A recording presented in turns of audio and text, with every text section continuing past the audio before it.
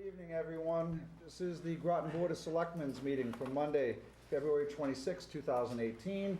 We had a 15-minute delay in getting started as we were in executive session discussing litigation and collective bargaining. We do have first announcements followed by a public comment period, which you have up to 3 minutes to come to the microphone and talk about issues that you may want answers to or anything that's on your mind that's pertinent to the selectmen.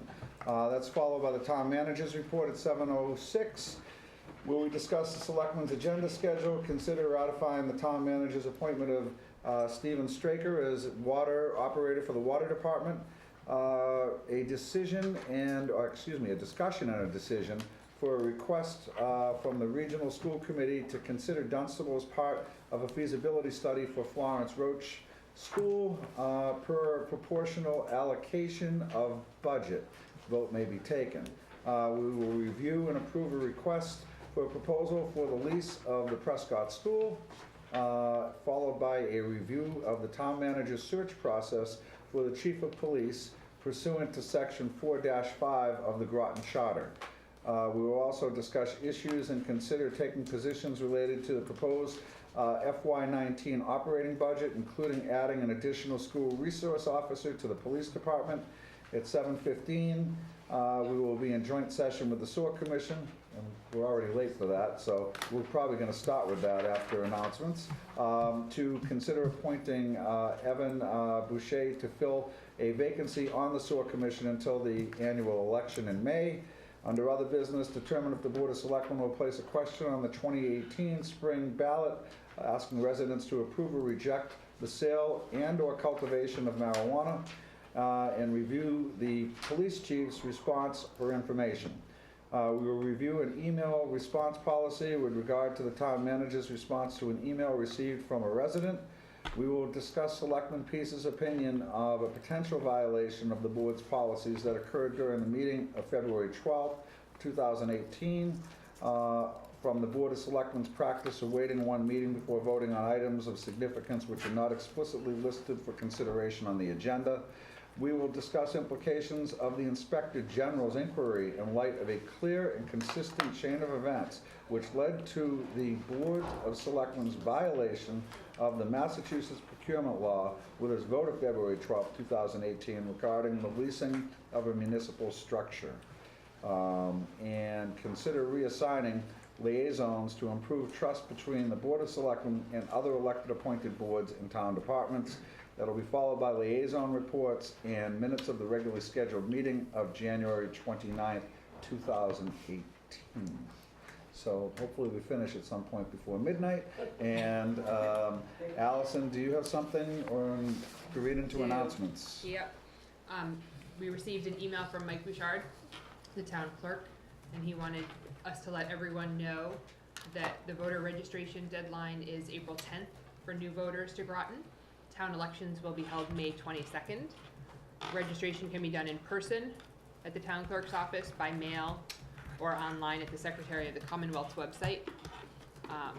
The following offices have seats open this election: the Board of Assessors, Board of Health, Board of Selectmen. Commission of Trust Funds has both a 3-year and a 2-year opening. The Groton Electric Light Commission, the Groton Housing Authority, the Park Commission. The Planning Board has 3 seats. The Sewer Commission, trustees of the Groton Public Library have 2 seats. The Water Commission, Groton Dunstable Regional School Committee has 2 seats. The Town Moderator, and the Town Clerk. The following ones that I'm going to read have not had anyone pull papers as of yet. The Groton Housing Authority, the Park Commission, 2 seats on the Planning Board, and 1 seat on the Groton Dunstable Regional School Committee. The process, he reminded us, for running for office is to take out the nomination papers by March 30th, collect 44 signatures of registered voters, submit those papers back by April 3rd, and then encourage everyone to vote. Thank you for that announcement. Becky. I just wanted to report after our decision in our vote last week to change the name of our board to the Select Board and to put an article on the warrant to make that take place in the charter. I spoke to Mike Bouchard. We had some discussion about at what point do the bylaws then get revised. And he has been in touch with our town council, and he's preparing the appropriate warrant articles, and we'll know more about that next week. Thank you. Anything further from this board? Mr. Town Manager, any announcements? No, sir, Mr. Chairman. Then we're going to go to the public comment period. Actually, is that a public hearing we have for the water commissioners? No, it's just a posted meeting. All right, as soon as the public comment period's over, could we go right to that? Can I just, Steve, are you here? Can we just take care of Steve before you go to public comment period? I don't want to make him sit through all of this. We're very excited to bring him on board as a member of the water I guess the answer would be yes. Thank you. So, Mr. Chairman, after a search, the Water Commission, the Water Department received notification from George Brackett of his intention to retire in 2019, giving us 18 months' notice of his retirement, which we greatly appreciate. And following some of the things we've done with the town accountant and some of the things we've done in other departments, the Water Commission decided to bring Steve on, bring an employee on board to be trained so that when George retires, this person can hit the ground running, get the right certifications, and be ready to go. Because we're replacing a 30-year employee? 35-year employee who's an outstanding employee for the town. But going through the search, Steve rose to the top. We're very excited. He works right now for the Pepperell Water Department. He's a Pepperell resident, and he just a great guy. So I've taken the recommendation from Tom Orcutt to appoint Steve, and I'd ask the selectmen to consider ratifying that appointment tonight. Questions, Barry? So, do the water commissioners get a say in this? I wouldn't bring somebody forward without the Water No, I'm just Commission curious. approval. It's- Yes. So the process was, we had a screening committee of myself, one of the operators, and Melissa. We interviewed, we had 9 applicants, interviewed 5, and the top applicant is Stephen, who was brought to the Board of Water Commissioners to meet with them and interview with them, and interview with Mark and his group The of most applications. grueling interview was with me. Wouldn't you agree, Steve? And so it's simply, Oh, no comment. it's simply an artifact of the charter that, I'm the appointing authority. that you're the appointing authority, not the water, Correct. elected water commissioner. And so, and then. Under the another old charter artifact of and the new charter. We have to validate any appointments you make. Correct. As an artifact. Correct. And the new charter does not change that. Yeah, no, I know. Becky? Could you, am I hearing this correctly, that there's like a 15-month There'll be a crossover for training, yes. overlap Yes. at full-time? Correct. And the water budget before you and the budget covers that.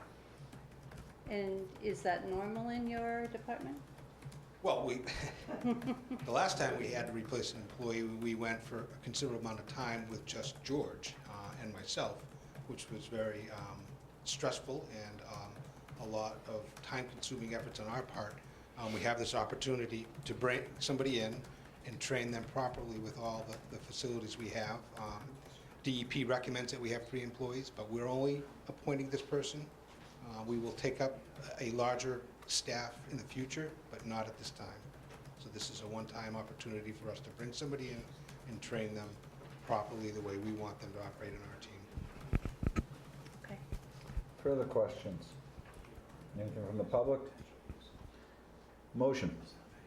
I'll make a motion that we ratify the town manager's appointment of Stephen Straker as a water operator for the water department. Effective now, right, Tom? 2 weeks. 2 weeks, effective 2 weeks. Motion's been made Second. and seconded. Further discussion? All in favor?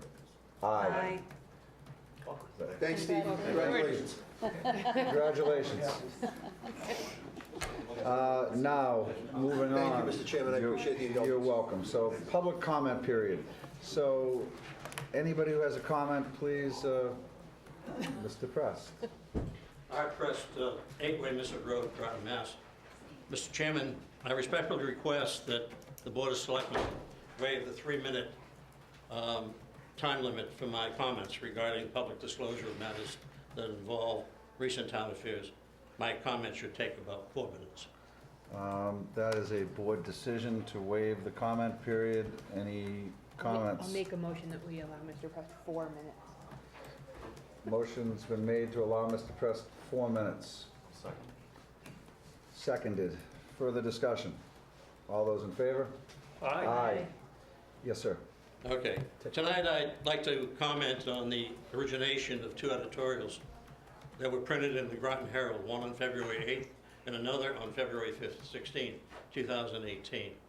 Given my concern about the origin of information contained in those attacks and the impact on highly valued town employees, I wrote the following email to the Board of Selectmen on February 20th, 2018. Dear Select Members, I would like an answer to the following questions. Did Select Person Jack Petropoulos write or have anything to do with or provide input to Russ Harris for two recent unsigned editorials in the Groton Herald? February 9th, 2018, editorial titled, Going Rogue on the Town Budget. February 16th, 2018, editorial titled, Regionalization, Groton's Emergency Medical Service was a bad idea. These two somewhat anonymous editorials are broadside attacks on the governance of the town of Groton and are having a negative impact on the police department, the fire department, the town manager, and his staff. The first article, I believe, was most likely one of the reasons that Police Chief Donald Palmer resigned.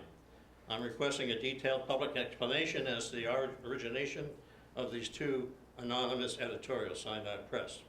Selectman Petropoulos responded in 29 minutes. Hi Art, thank you for contacting the board with your concerns.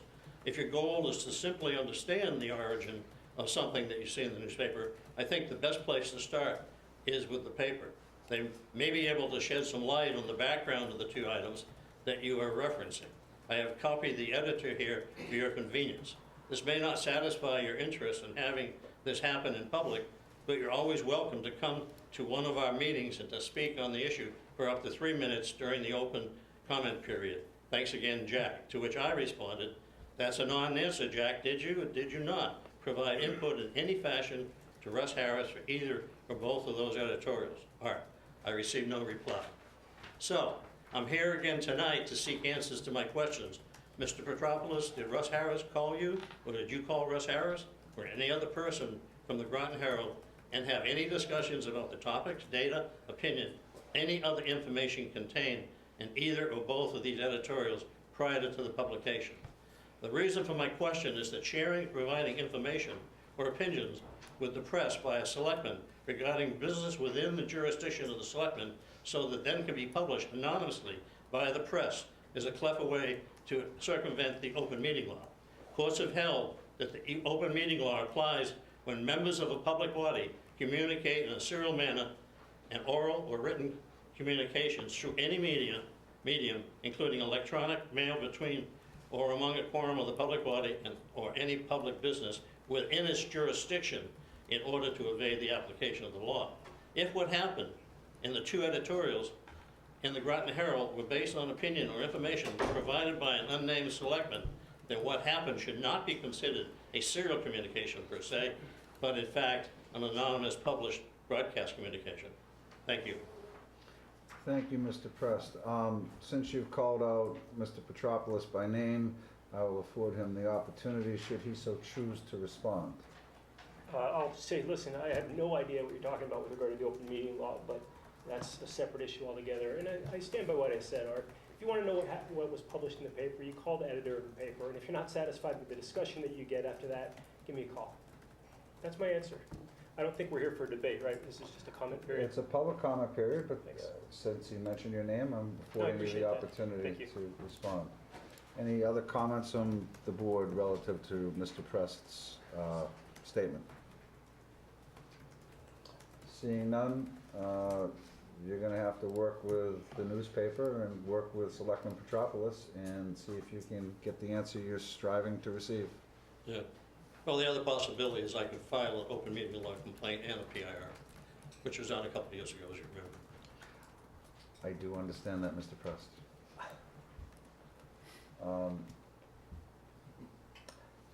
Seeing no further responses, anyone else have any public comments? Yes, the other Mr. Prest. Can you use the microphone, please? Thank you. I'm Linwood Valentine Trust, better known as Val. At any rate, I had the pleasure of serving on the Prescott School Committee, and many of you may not know, but the ninth edition of the building code has now gone into full effect as of the first of the year. And I was looking through the code yesterday and today, and I found something quite interesting. One of the articles done by the Commercial Construction Consulting Company, which is one of the reports in the folder for the Prescott School, indicated that the classification or group classification of the school is Group E for education.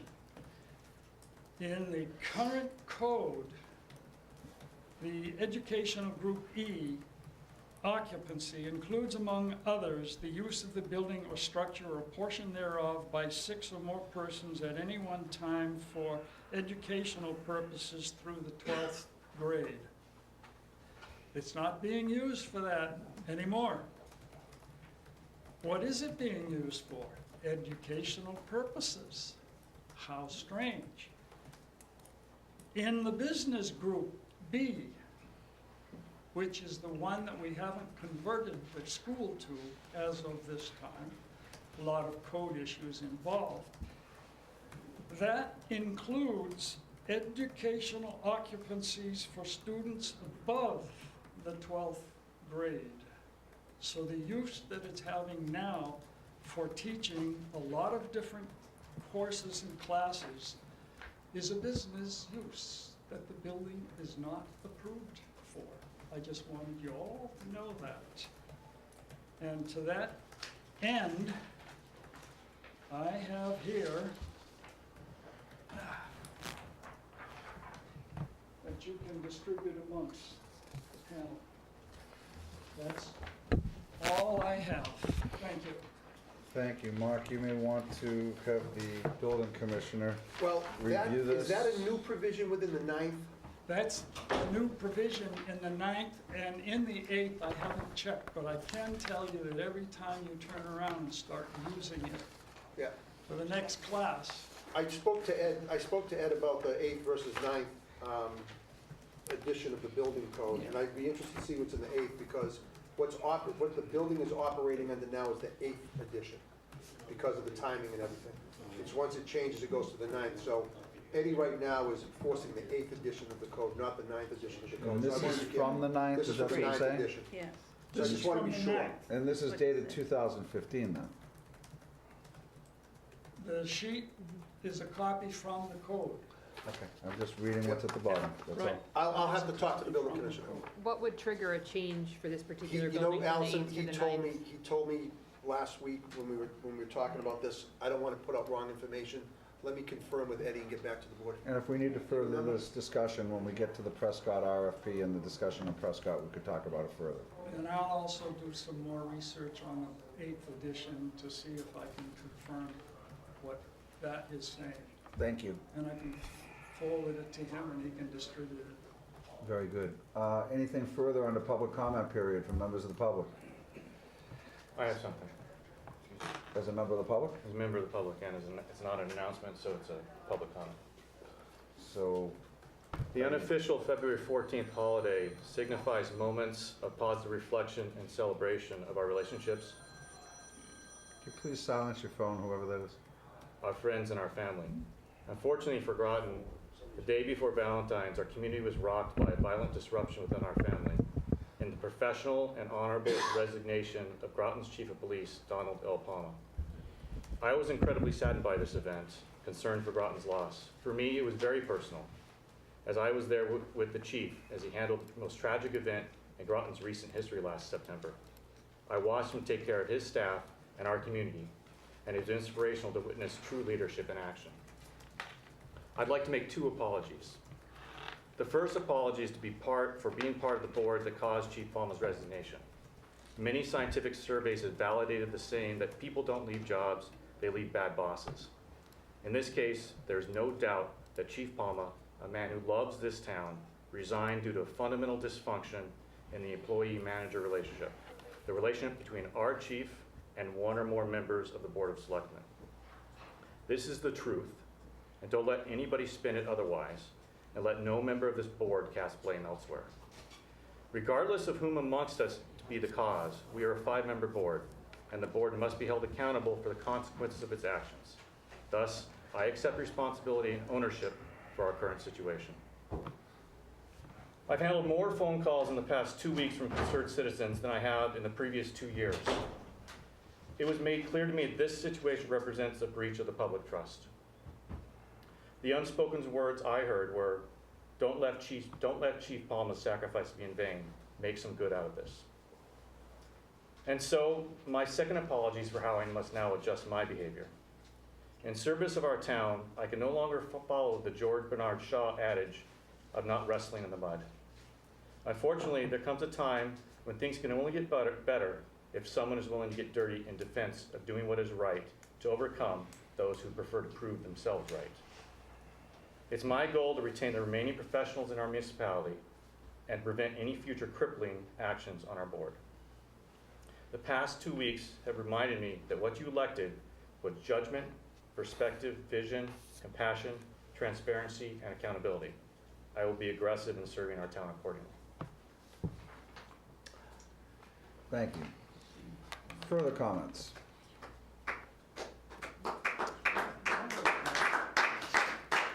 And obviously, just following up on Barry's comments, yes, the chief did submit his retirement papers to the town manager and will be moving on towards his retirement. He certainly has done a great job here as chief, and it is extremely regrettable that he has chosen to follow this path. We certainly all wish him the best, and we are going to need to proceed forward with a police chief search, as he will be leaving, no matter what some of us would like to see change. But we certainly thank him for the years that he's spent here and the professionalism that he's brought into our department through his leadership. So, Mr. Town Manager. Yeah, I'd like to jump ahead to the 7:15 item, in joint session with the Sewer Commission to consider appointing Evan Boucher to fill the vacancy on the Sewer Commission till the annual election. Tom and Jim, you guys in session? We are, oh yeah. Okay. Is Evan here? Hey, Evan. Evan, you want to go to that? So, Mr. Chairman, under state law and our charter, when a vacancy occurs on an elected board prior to the election, the Selectmen in joint session with the remaining members of the board in question get together and elect by roll call vote a person to fill the position after advertising the vacancy. We had one applicant. It was Evan. Evan is also a member of our Park Commission, elected Park Commission. How long have you been on there? 4 years? 2 years? 2 years. Seems like 4. And sometimes more than that. Yeah. And Evan is also a member of our Public Works Department, a very good member of our Public Works Department. So he's here tonight to answer questions. I know the Sewer Commission has already interviewed him, and I believe you are recommending or recommending his appointment. I'll let you guys take it from there. Oh, and Evan has taken out papers to run for the three-year seat. Three-year seat. Thank you, Mr. Town Manager. Thank you, yes, Mr. Gamina. We advertised in the newspaper, we had it up on the town website, it was on 2 different Facebook pages, it was on Twitter, also on the talk about list. We've had one person respond, Evan came in, met with us, and I think both Tom and I are very comfortable with Evan. And Evan lives in the district, right? Evan is a ratepayer. Yes, thank you, Mr. Gamona. Questions from this board? Becky? Well, I actually don't have a question. I just want to comment at the excellent process. Sometimes it's something that I've been pushing for in all of our hiring, and for lots of reasons it doesn't always get advertised as well. So I appreciate the effort that you went into, and I certainly appreciate that you stepped forward to do the job. And I've heard very positive things, so I'm very happy to appoint you. And you already answered my question, which is you've taken out papers to run. And just so the public understands, it's kind of a awkward or a strange seeming process. We're going to appoint you for basically 2 months and require that you then go to the effort of running again. But it doesn't look at this point like you'll have an opponent, so that would be great for you. Jim, do you have a follow-up on Becky, or can I go down the board? Just a quick follow-up on one thing that Becky said. I would like to point out that, you know, we're a two-person board. We do have a couple issues that I think Tom and I might have opposite positions on. We need a third person. We also are in the middle of working on the intermunicipal agreement, and we really do need another person. Waiting until the election's just not a good idea. We need to get things done soon. No, I didn't mean to imply No, that. I'm It's just following up on what you said. Right. Fair enough. Further questions? Jack, did you have something? Yeah, it sounds like you're gonna take on the role of arbitrator here. Good luck to you. So the light commissioners have a philosophy that they seem to use to guide the decisions they make. Keep the lights on and the rates low. What, if any, philosophy will you bring to this job? You know, I haven't given it 2 ounces of thought what philosophy I would like to bring. I would like to learn. I would like to, as not only a citizen of this town, somebody that wants to learn more about the process, how I can keep the rates down, how I can better serve the taxpayers, the ratepayers, everybody involved Do you have going any forward. primary drivers of things you'd like to accomplish? Meaning, is quality the number one thing? Are rates the number one thing? What do you, is spreading water to everybody important? Well, it's not spreading water. It's Sewer. Spread any other Sorry, thing. sewer. Sorry, sewer. Please. Apologies, yeah. Hopefully, we don't spread any water. Removing it from Is- That'd be really ugly of it. Try not to do that. Apologies. Is distributing sewer capacity to everyone the important driver? What kinds of things are you looking to? What's important to you?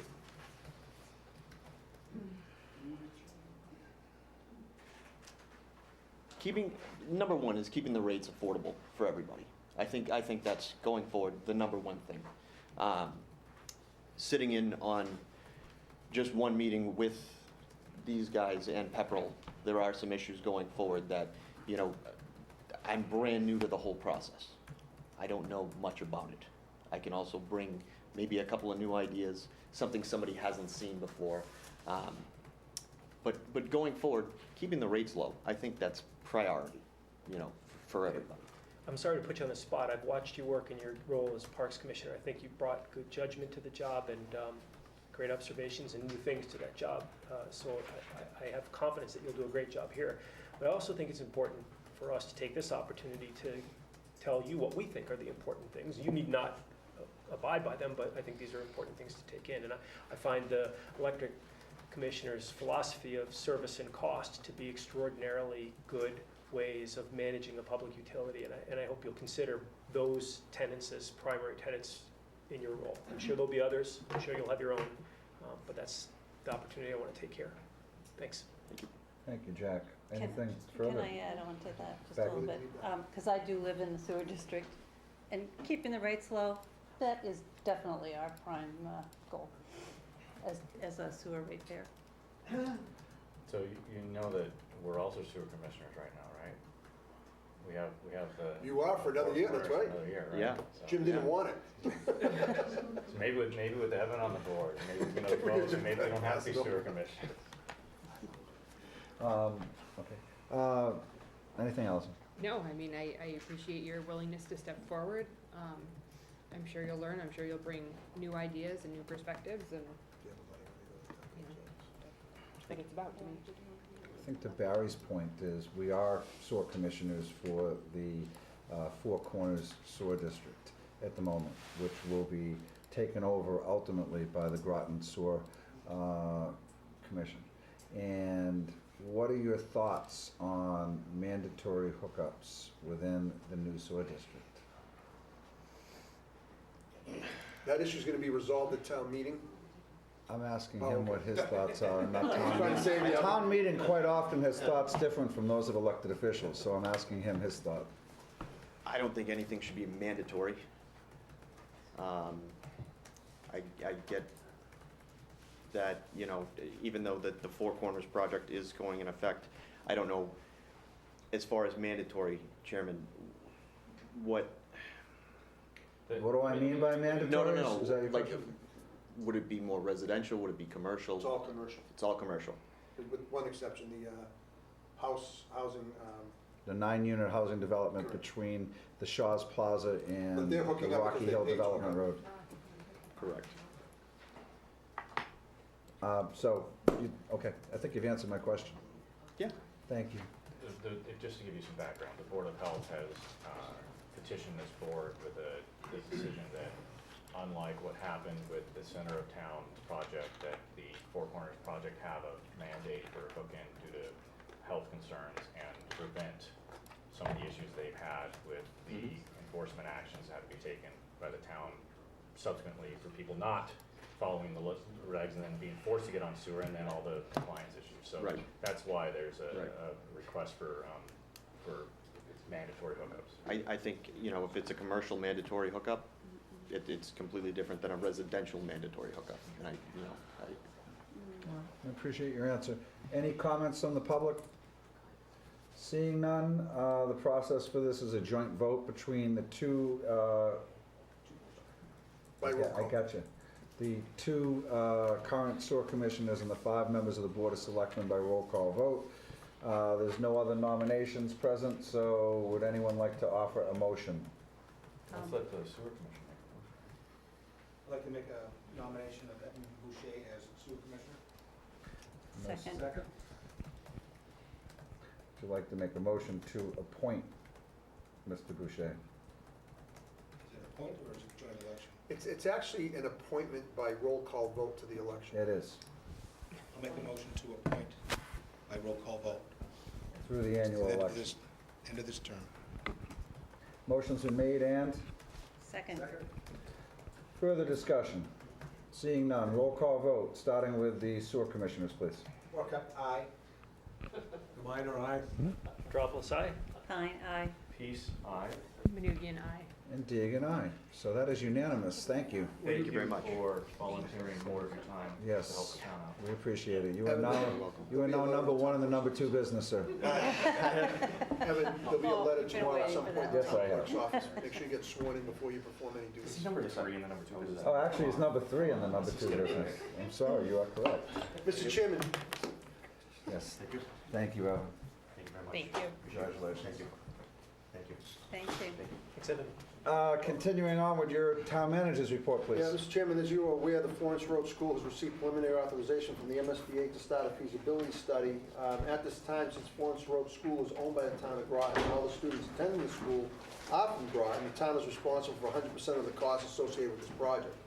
The school committee has been working with the state to consider whether or not the study should be expanded to review both Florence Roach and Swallow Union. The school committee, I believe, and Marlene, I believe, is here, is requesting that the selectmen consider taking a position on whether or not the feasibility study should be a joint venture between the two communities.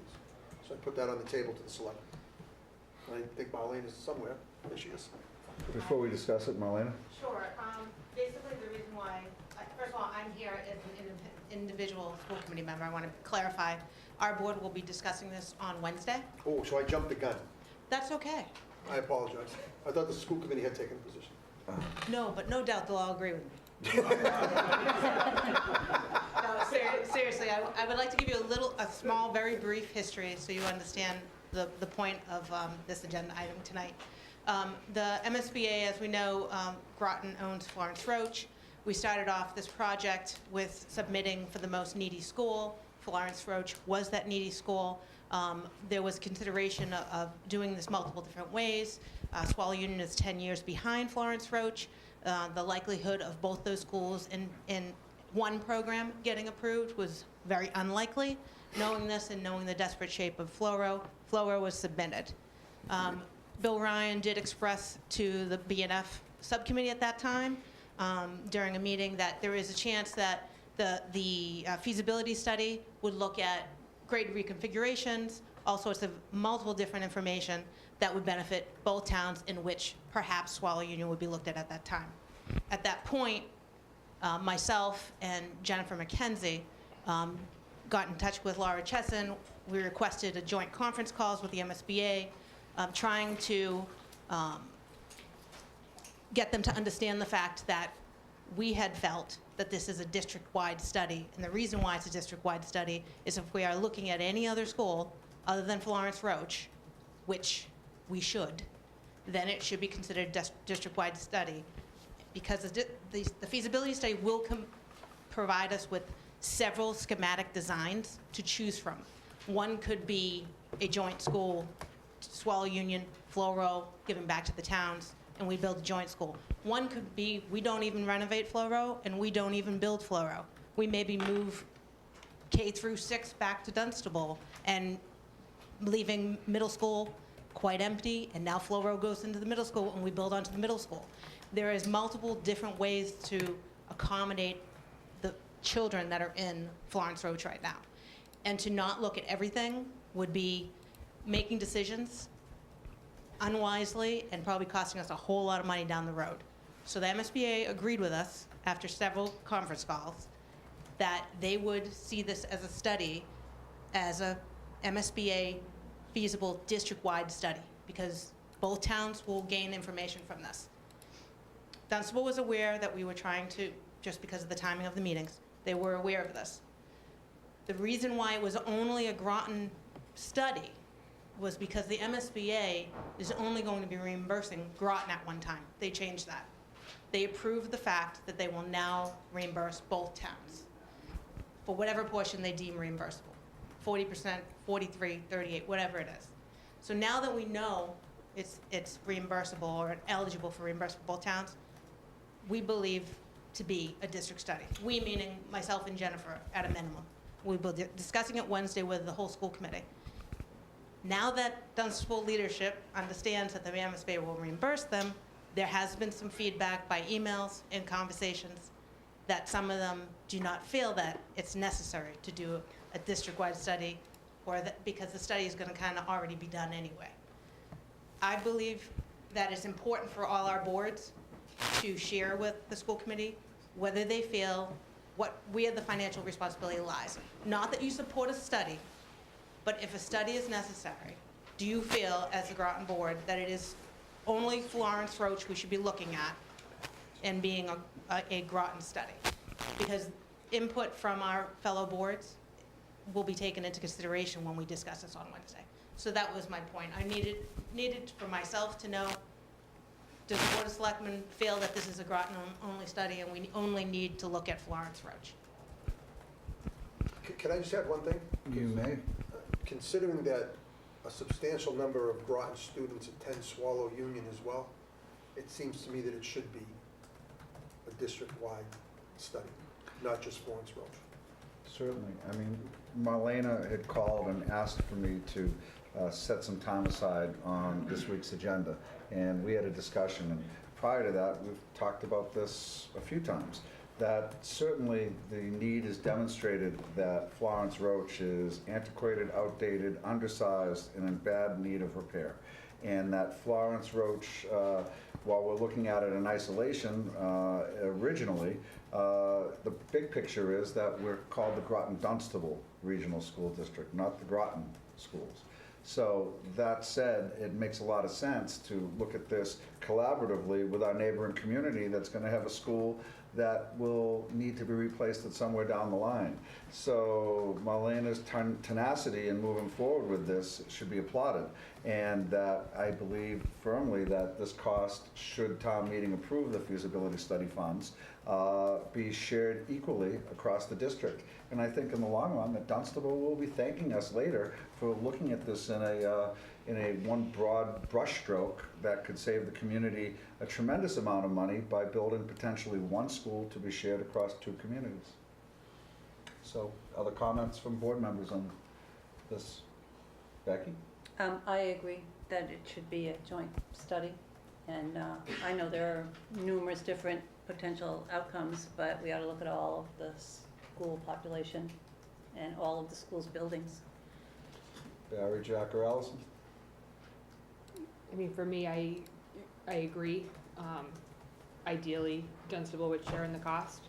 For me, I feel strongly enough about this that even if there were some mechanism whereby they weren't able to, I think it's important for our greater community to include the full feasibility, even if Dunstable, if we need to come up with some sort of payment plan or, I don't know what, but to just look at Florence Roach and ignore the significant population at Swallow, just seems short-sighted. Anything?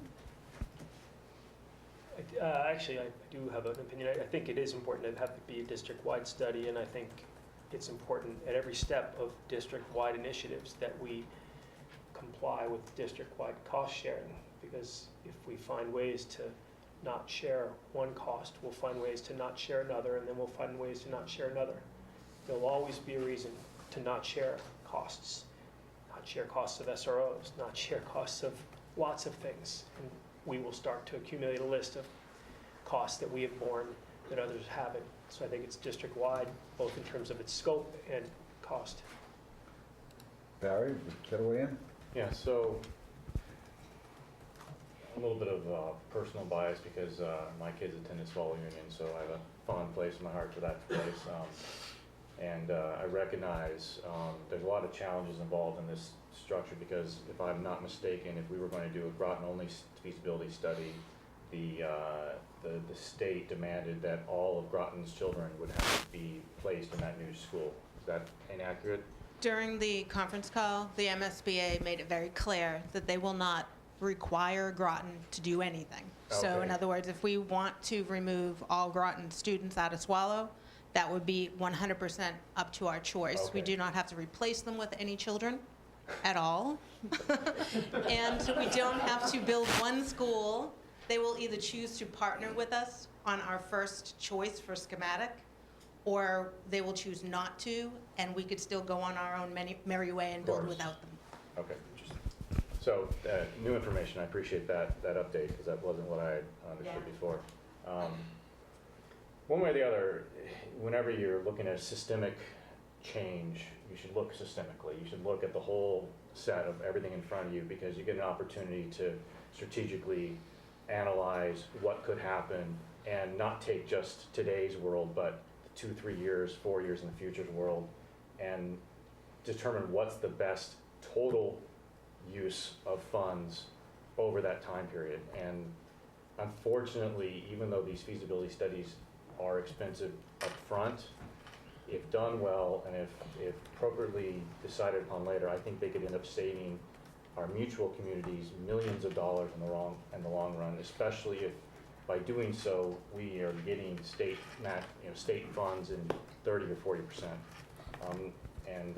Even if we decide after doing this feasibility study and the add-on costs are minimal that we don't want to go with a mutual district, a building that houses both, we've still spent the money wisely to have the data and ability to make that decision without being what ifs, and not knowing those answers. So it sounds like we are unanimous in our position. Would someone like to make a motion to Though that not effect? necessarily in terms of cost sharing. I didn't say that. But we're unanimous in our position that this is a We're in favor of a District-wide. district-wide feasibility. feasibility study. So would someone like to make a motion to that effect so we can send a letter to the school committee and to the town of Dunstable administrators, selectmen, and financial advisory committee? Maybe I just did that. Should we wait until we've heard the school committee's votes? I could fill you in right after Wednesday night. But then, Should the school committee wish to move forward, then authorize the town manager to draft said letter. Yeah, if you could word it that way, that would be great.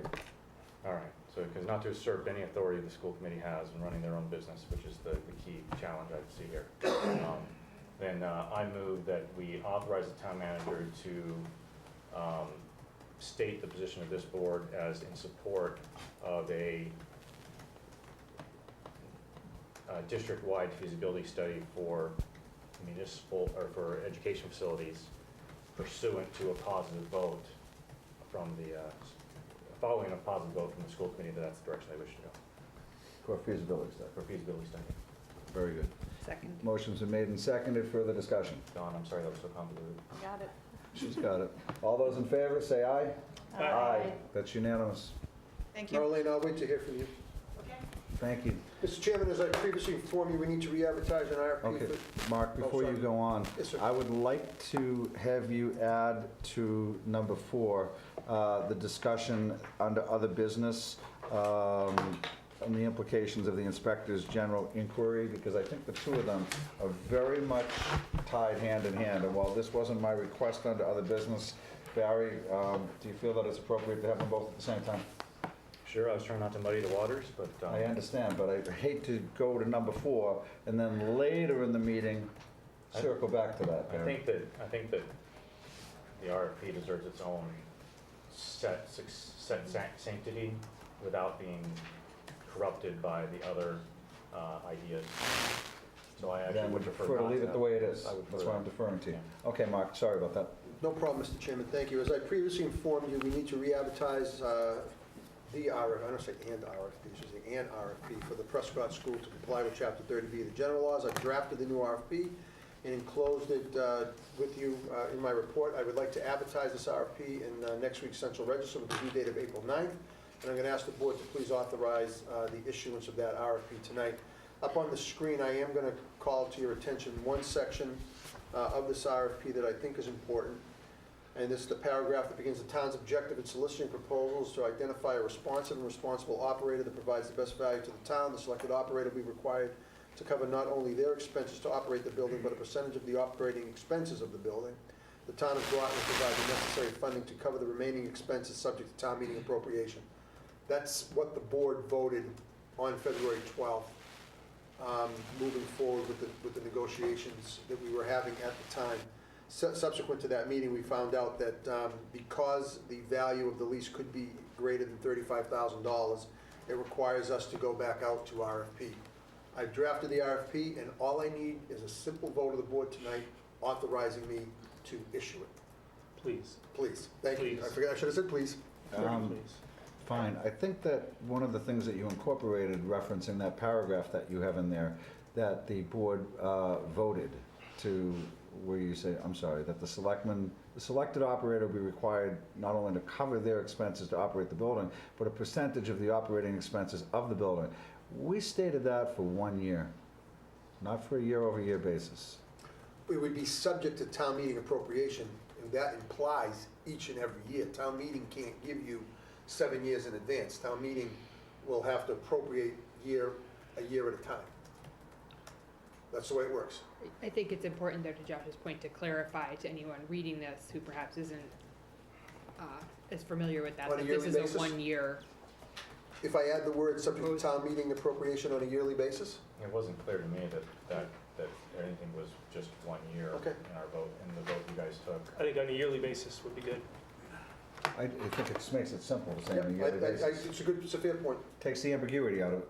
It does, but it still implies to me that there's a willingness to go beyond that 1 year that may or may not be there.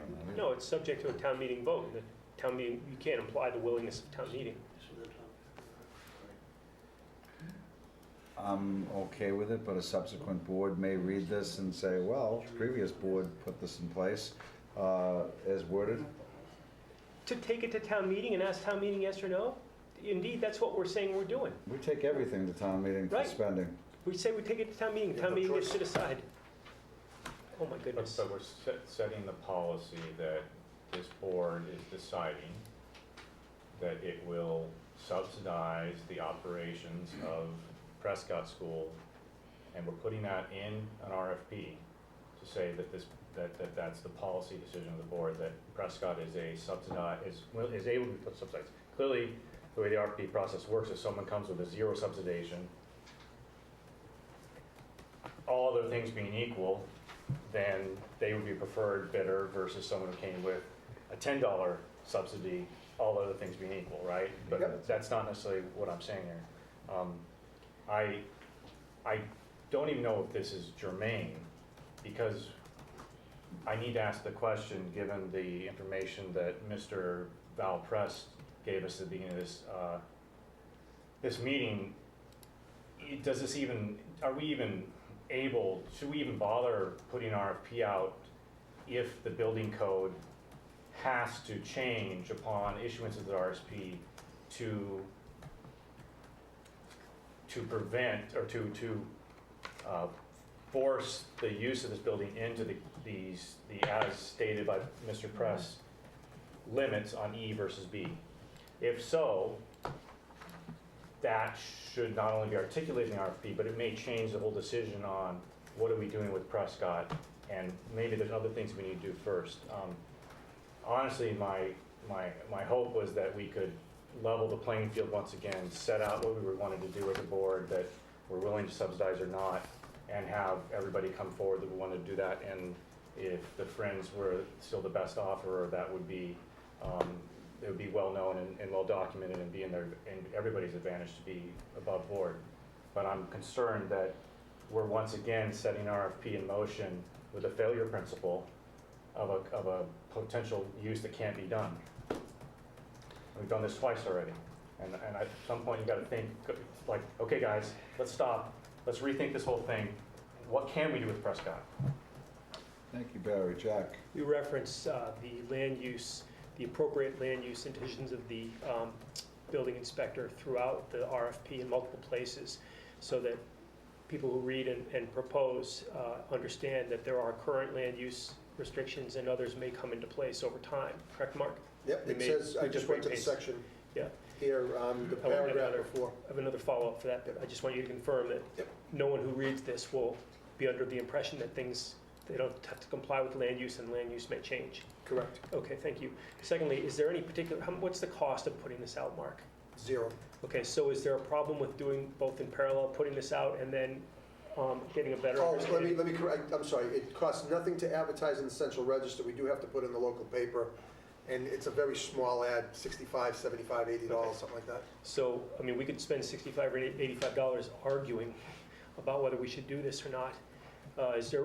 I would submit that it makes a lot of sense to go forward with this, allow ourselves to entertain responses if our discovery on this proves that we can. But we can certainly do both in parallel. I agree with Jack. So does that mean that you're in favor of putting this out there knowing that we might have to pull it back again? Yes, So, And that's a best practice because? I'm not suggesting it's a best practice.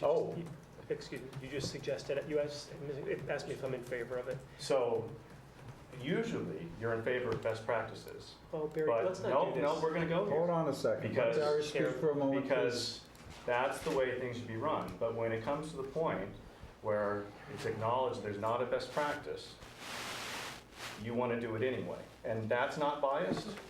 What's behind that? I want to understand why you're willing to deviate from your insistence on everything done by best practice in this particular instance. Can I try and mediate this for one quick second or not? Will you let me, please? Actually, As chair, well, please? I want to just give the quick response. Please do after this. The reason I guess I would suggest this, Barry, is because we've been trying to get this done. I think it makes some sense to get it done, and nothing gets in the way of evaluating whether or not this is the case. Really, we advance two objectives. One is being sure that we've got proper land use, and the other is being sure that we get an RFP out. I don't think that in any way there's any harm done. So whether it's best practice or not, I don't know, but I can tell you that there's no downside to it. And so Yes, there is. I don't think that, I can't tell you it's best practice and I can't tell you it's not. I'm just telling you that's my rationale. What is- Josh? I'm going to chime in here. I'm supportive of getting this out. However, I'm not supportive of getting this out if it's flawed. So what I would suggest doing is to run this RFP by town council. And if town council concurs that the current use as proposed in the current building code is consistent, then this is not a waste of time. However, if you were to submit this, it might not be a waste of time for us, other than the $65. But I got news for you. If I was somebody who was bidding on this, and I put a proposal together for an RFP and spent my time and energy on it, only to find out that after I did this and spent my labor on putting the proposal together, and they said, oh, sorry, this thing's invalid, and the due diligence is to run it by council and make sure it's fine. So I will not support this unless you put an amendment in there to run this by town council to check that the current building code allows this use as proposed within the document, and that delay the response time by a week or two from the current date. Well, here's an issue. Here's an issue. Can I just point out one issue? Yes, and then there's Please. lots of hands up, Yep. so. The first issue I want to point out, Mr. Chairman, is if I don't advertise it in tomorrow's Central Register, then the whole time frame gets pushed back a week, and I doubt town council's gonna have an answer to me tomorrow, A so, week, so it pushes out to April 16th will be Okay. the due date. I just so a wanna week make that not to clear. waste people's time is a week. The second issue is regardless of what you do with this RFP, there will be an article on the warrant to appropriate something to maintain Prescott next year Get because the that. school committee's moving out. Get that. Okay. I asked about the 8th specifically. I knew that Val had said the 9th edition was what was in play at this point. I asked Mark, why did it say 8th? He talked with our building commissioner, came back and said the 8th edition is correct. So our building commissioner is, as we've experienced the last 6 months, the arbiter, the person who makes these decisions. I think he has said this is correct. I think the provision, the paragraph in here that says there is still some possibility of changing because of our town council and building commissioner are still working on this, and anyone who submits has to be aware of that, really does cover us. Can't you just say, change the wording to the current applicable building code? Well, But that I mean, wouldn't allow it these says uses. the 8th Okay. edition, if that's what we have to follow. I mean, I don't understand.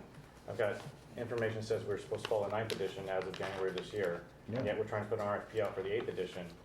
Because of the timing of all of this, and I'll double check with the building commissioner tomorrow, he said this is under the 8th edition, but I will confirm that with him. So, And he's the one, where it says here, the uses would be for education, evening classes, museum uses prohibited, no Yeah. recreation, that's from the building I commissioner. have no problem with that at all, Okay. at all. I'm just trying to make sure that we don't end up with another situation like we ended up I agree, before. I understand. Where, because we didn't thoroughly vet the school regional agreement, we ended up having to tell Friends of Prescott, the winning bidder, that well, there was no winning bid, that the only applicant that, sorry, this is all wrong, and we had to pull the RFP after all of that work and effort on a tremendous amount of volunteer work from many, many different people. And it just seems like we should finally get our act together and give in some information, get it right first, make the process bulletproof, if it's gonna succeed, make it succeed because it succeeds because it's bulletproof. Not because there was an issue here and we changed it here and we did that and we did that. It just looks terrible. And we've already got a situation where we're being, well, we'll go to that later. Okay, we're talking about a 1-week delay to get that opinion. I'm sorry, talking 1 week. And that 1 week's gonna make a huge difference on whether or not I support the release of this or not. Jack? I think the need for, first of all, I'm embarrassed as a town and apologize to the Friends for what they've gone through on this initiative. The efforts by others to undermine this is just, I don't know how to describe it. Undermine. So, It's a strong word, Jack. there has to be a way to modify this that allows people who are looking at it to understand that we're operating under the 8th, but that the 9th might come into play, and to have these words be part of our RFP so that people have to do their own due diligence, just as Mr. Press has done his. Fair enough. And Marlena? why can't we have those comments in here and get the thing out? Then I'll go to you. Okay. I just want to say, I agree with Josh. The amount of time someone's going to make an effort, you could actually lose a quality person that's going to be bidding, and then hear that it's apart, we're going by the 8th, we're going by the 9th, and then they won't resubmit for that. They won't resubmit, they'll get annoyed with it. It's not worth their time. And there's so much additional information that I just want to point out that when I cast my vote at town meeting to keep this building, there was not recognition of the building codes might have to change. There's going to be millions of dollars that are going to be invested in this because it can't be used for all these different reasons. I mean, we definitely need to get that right. We definitely need to get the lawyer to look at it. We definitely need to see if anyone will even submit for it. And then we need to see if town meeting still actually wants to keep this building. After all, fitting a square peg into a round hole is getting old. Fair enough. Mr. Prest? Yes, I'd like to suggest that Jack Petropoulos recuse himself from any further discussions of the Prescott School, given the fact that his wife is not only on the board, but she's an officer of the Friends of Prescott. and therefore he has a direct conflict. Now, Bruce Easton, 2 weeks ago, recused himself in discussions relative to CPA funds because he has a conflict. He did the right thing. Jack, you care to respond to Mr. Press's comment to recuse yourself on the basis of what he said? Is that a yes or no? You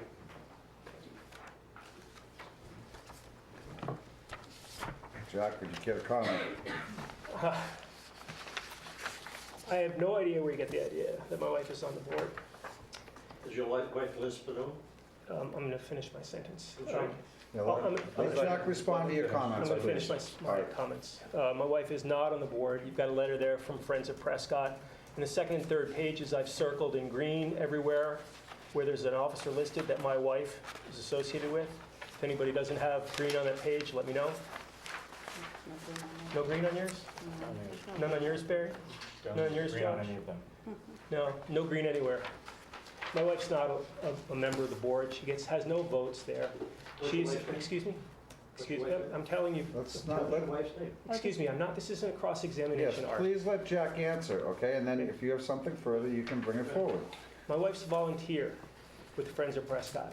She serves as a secretary, I believe, although she does more than that. She takes in registrations from classes that come in, she takes notes, she's helping with some of the business plan. She doesn't do any voting. She's not on the board, and you'll see the articles of incorporation. She doesn't occupy any of those positions. She started in August. Before she started, I called the Inspector General's office and asked what the conflict of interest rules are. They told me that because she's not a voting member, and simply because she's not a voting member and does not get compensated in her role, that I had no conflict of interest. But they suggested that I file a notice. So with green circles, here's my notice that was filed in August. And this provides you and anybody else who's interested with all the information they need to know about the potential conflict that I've got.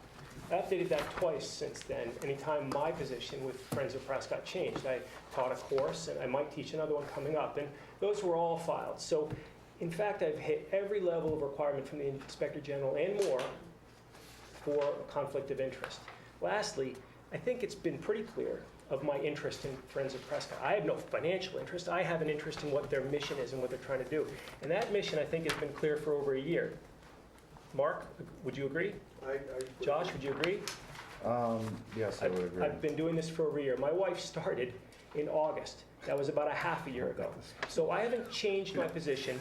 I have not, my interest and the work that I've done has been consistent regardless of the benefit. I took the chance, I recruited Josh to volunteer, I recruited my wife to volunteer, and I've recruited others to volunteer. That doesn't mean that I have a conflict. That means that I'm trying to help this entity get off the ground. That's the end of my comments. The point of fact, your wife is listed as an officer in the health brochure that was put out. It's a mistake. Read the comments from the president. It's a mistake. I appreciate that it causes you some concern. That's a problem. But that's not my problem, and it's not a fact. It has nothing to do with conflict of interest. It's a mistake.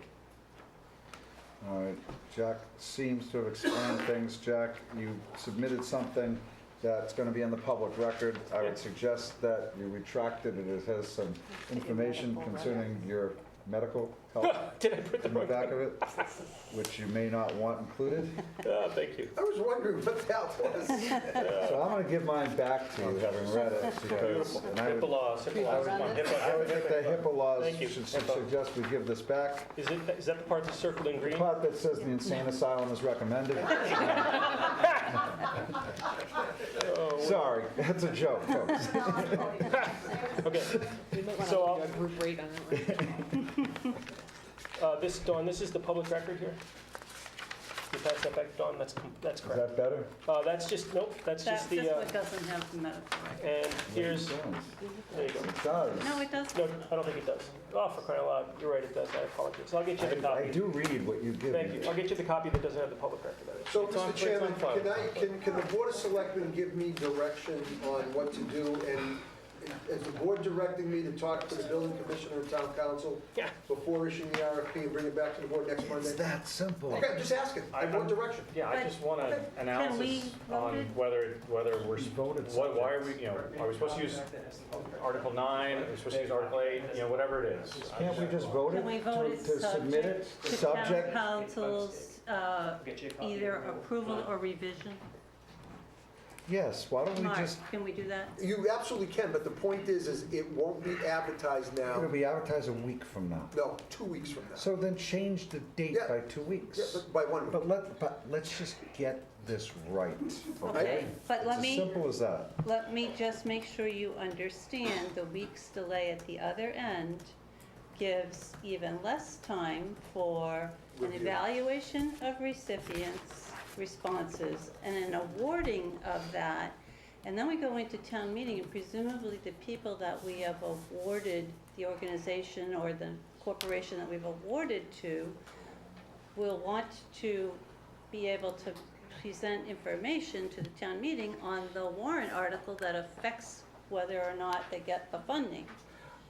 How many warrant articles do you have for town meeting, please? Right now, 43. So let's see, how many weeks of town meeting is that gonna take? Well, you can delay the issuance of the, 15. Thank you. We'll delay the issue to the end of town meeting and have ample time for a respondent to make a presentation at town meeting so we get it right, because I am so tired of issuing faulty RFPs that do not allow someone who responds to it to do what they want to do. well, And Josh, one time, and I want to correct it. Oh, but I'm- Original this RFP is wasn't faulty. There was one No, it wasn't RFP. faulty. It wasn't faulty. It wasn't You decided faulty. not to issue it because the financial Okay. part of it didn't.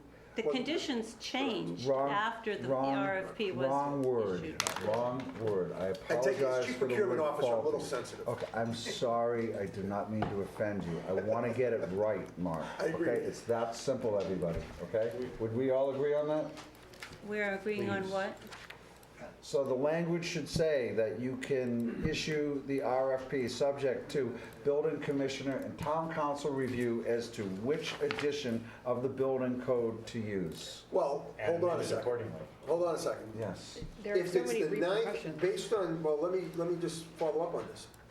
Based on what Val gave you, Right. under the 9th edition of the code, I can't issue this RFP. That's correct. Right. Then let's vote on this next week.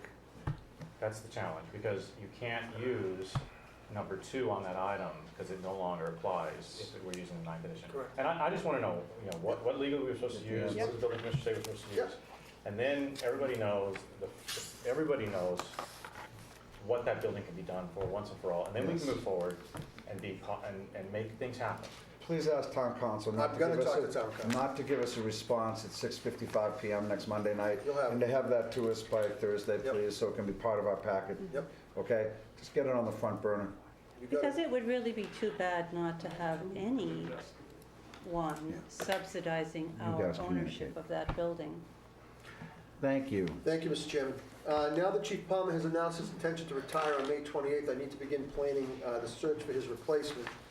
As you are aware, Section 4-2B of the Groton Charter reads that whenever a vacancy occurs in the office of police chief, the selectmen present at least 2 qualified candidates to the Board of Selectmen for appointment by the board to the office as provided for in Section 3.2D. I want to make one statement here. The new charter that we're waiting for approval has the exact same language. So check that. Okay, just want to make sure that everybody understands. So as town manager, it's my responsibility to conduct the initial search and bring at least 2 candidates to the Board of Selectmen from which the board will select the next police chief. Similar to the search I conducted for fire chief 4 years ago, I plan on utilizing a search process, but I'm going to alter it tonight when I talk to the board. We'll develop an advertisement and a candidate profile. We'll put it in the Beacon and the Globe and the local newspaper and the Police Chief Association, unless the board allows me to change it tonight, which I'll get to in a minute. I have a 9-member search committee, which is going to be made up of 2 members of the Board of Selectmen, 2 department heads. I'm going to change one of the department heads from the town clerk to the town accountant, a member of the personnel board, a member of the police department, the human resources director, and you can see 2 citizens at large that I reached out to, John Amaral and Jason Copey. The screening committee will conduct the initial interviews and narrow candidates down to 3 to 5 finalists. These finalists will then appear before a review panel made up of area police chiefs. Based on the input from the screening committee and the chiefs panel, I'll narrow the list down to 2 or 3 finalists, submit to the Board of Selectmen for interviews, and Assessment Center review. I sent you out an email today. I've contacted the MMA Consultant Group, and the reason I went to them is they have done 3 assessment centers for the town to great success. I'll take credit for one of them. The police chief search, when we hired Chief Palmer, the town manager search, and then the search when we hired Chief McCurdy. Well, 2 out of 3 is not bad. 2 out of 3 is not bad. I won't say which 2 they are. So then they've given me an estimate, 3 to 5 candidates, I believe they said it was about $9,100 for the search, and that's in line with what we paid when they did the fire chief panel a few years ago. And then the selectmen make the appointment. Now, I want to change one thing, and I want to ask the board a question tonight, and I've been thinking about this all weekend. And what I want to say is Chief Palmer has put together a succession plan. He's talked to you about it. He came to you 3 years ago with the budget and wanted to create the position of deputy chief, and all of that was part of the succession planning. The charter requires the town manager to bring at least two finalists to the Board of Selectmen for appointment. What I would like to do, before going through a great expense of advertising, I still want to use a search committee, but I want to start with an internal process first. Vet the internal candidates, bring them before the board, and if the Board of Selectmen is comfortable with that, then do that. If not, then we go forward and we do a search. I think it sends a couple of messages. A, it supports the fact that we have succession planning, and B, it gives the men and women of the Groton Police Department sort of a leg up. Instead of going out for a search, when we have viable candidates within the department. I think it's important for the board to consider that. I'm sorry to put this on you last minute, but I thought about this long and hard all weekend, and I wanted to present it to you tonight, and I'm looking for feedback from the board. Mark and I already had this conversation at about 5 o'clock and spoke with the chief of police as well, who was supportive of this. This is typically for any position that we do in town, we do internal advertising. And it doesn't commit this board to selecting an internal candidate, as well as it doesn't preclude a existing officer within the department from applying in the second round, should it go that far. So I think Mark's looking for feedback from us on this. Comments? What is the current, just kind of org structure at the top of the police department? Well, right now There's we a have chief, the and then chief, there's... deputy chief, 4 sergeants, patrol. I'll be right back. Thanks, Josh. So, Allison, you look like you're still trying to say something. I'm just kind of torn on this. I'm he wants to just. concerned about potential Internal ramifications if we were to do a separate internal search and then determine that we want to understand what the external choices are. That then gets very messy. It does. But, Becky, I'm sorry, you, No. no? You can go ahead. Jack, you had your hand raised. Yeah, I apologize, apparently I was missing during the period when we discussed whether or not there'd be an internal search first, is that right? That's my question to the board. And is that still an open question? That's what I'm asking. I'm looking for feedback. Yeah, I think this is tremendously important. First of all, it's a tremendously big set of shoes to fill. A wonderful job by the current chief, and I think we have a bar that's set quite high, and we need to go and find out what is regionally available for this very big position. And I think that looking in a small group, I mean, the number of qualified individuals internally is extraordinarily small. And I think, I'm not going to use the management term that we were used before, but I think we'd be remiss not to find out what's available in other towns and the qualities that are available outside. We in our search for a police chief, found 2 wonderful people, and we only did that by looking outside of our department. And I think we'd do the same thing. I'm sorry, for our fire chief, and I think we owe ourselves the same thing with our police chief. Now that Josh is back, I need clarification on your proposal, Mark. Are you trying to say that if we get 2 members, or 5, or, well, are you trying to say that if we get 2 applicants from internally, that we work through them first, and then if we decide that we'd like to go elsewhere, we do. I want to do an internal search first, and if we find a viable candidate, make that person the chief. If we don't, then go out. So my very direct question is, and perhaps this is the question better for another time, but I have to say it anyway. Sure. What are the odds that we have within the police department that we currently have, which is a small department, 2 individuals who are appropriately educated and aware enough to become police chief? I don't know who would apply from the department, but my personal knowledge, working closely with the department, I can think of 3 very solid candidates within the department. That's my personal opinion, having worked with them. But I'm bringing this up to the board. I will do what the board directs me. What does the charter insist that we do in this case? Just the 2 members have to be brought forward after a search committee? The work says whenever vacancy occurs in the office of police chief, select and present at least 2 qualified candidates to the board of selectmen for appointment by the board to the office. That's the wording, and that's in the new charter as well as the old charter.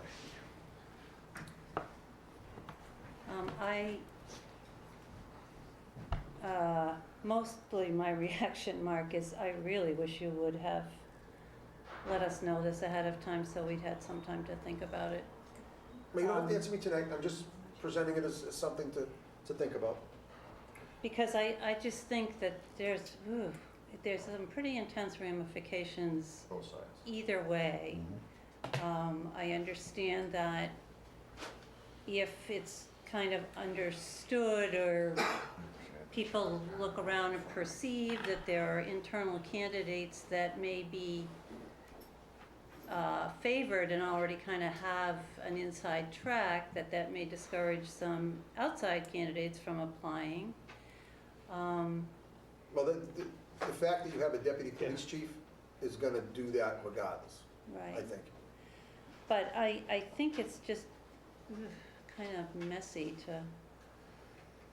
Given that this- to limit it to the internal and leave it kind of dangling out there that, well, we might decide to go beyond, but we might not. The double-edged sword. So I'm inclined to request an opinion from the personnel board, because this starts to get into very interesting HR issues. I'm also inclined to say that this needs to be tabled a week so Sure. that we have the ability to consider this and all of its ramifications. This is quite a momentous issue, and it raises that level of it's not something that's just be thrown on the table and then responded to right away. I didn't expect an answer from you tonight. Okay. We have a couple questions. Anna Elliott had a question, and then Bud wanted to speak, so could you pass the microphone back, Bud?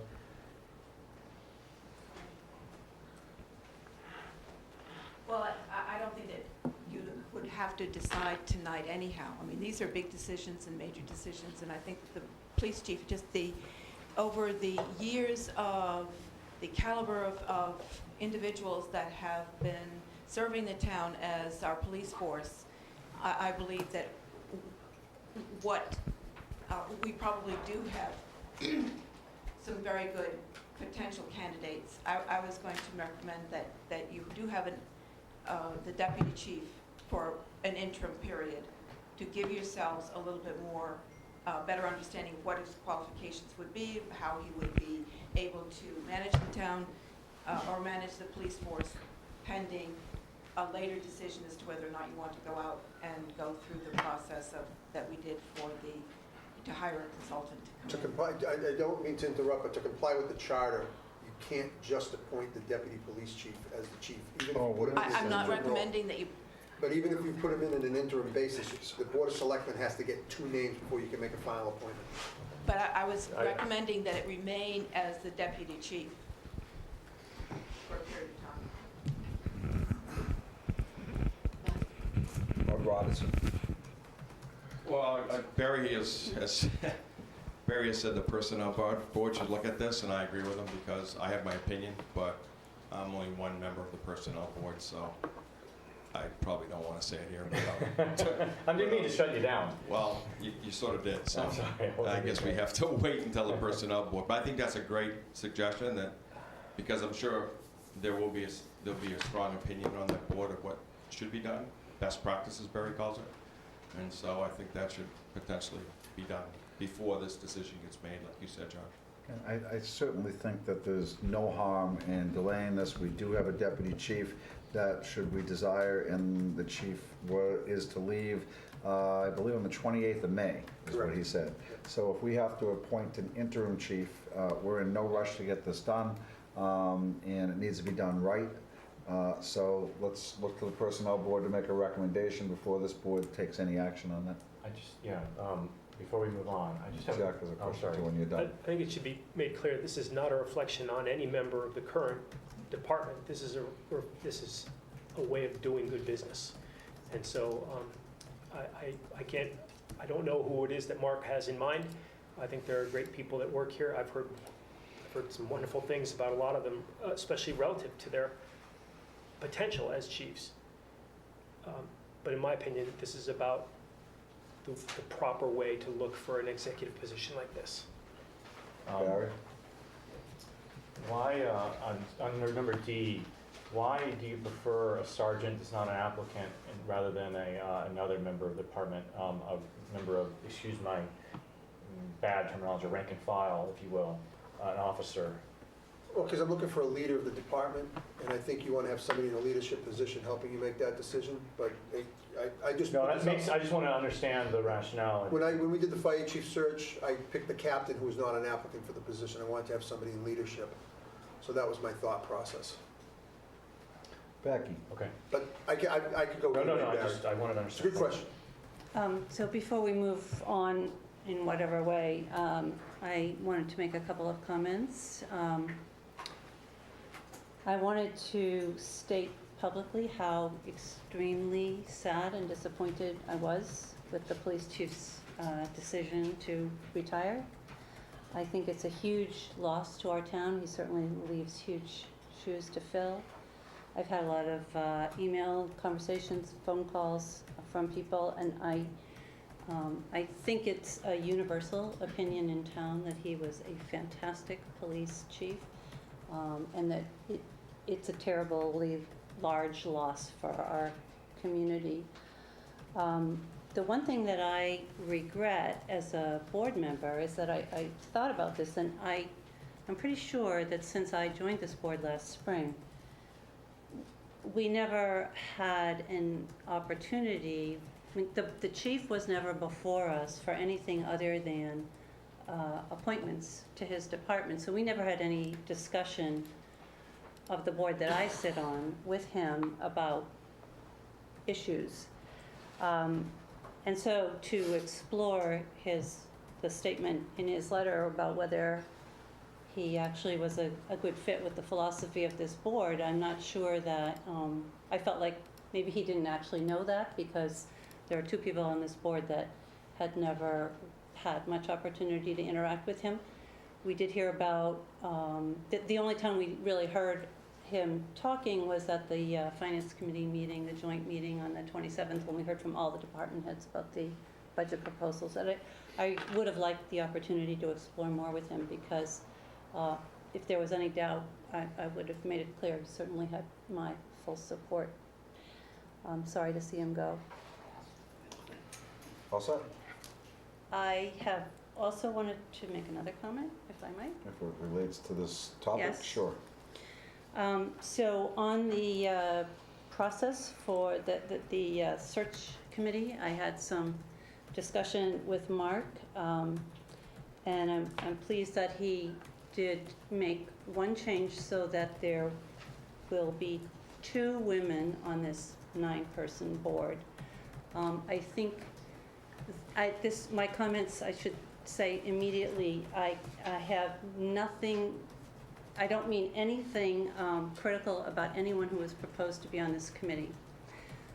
But I think that in this day and age, a 9-person board with only 1 woman on it reflects an unconscious bias that we all need to be a little bit more careful about, particularly given the fact that we might have female applicants.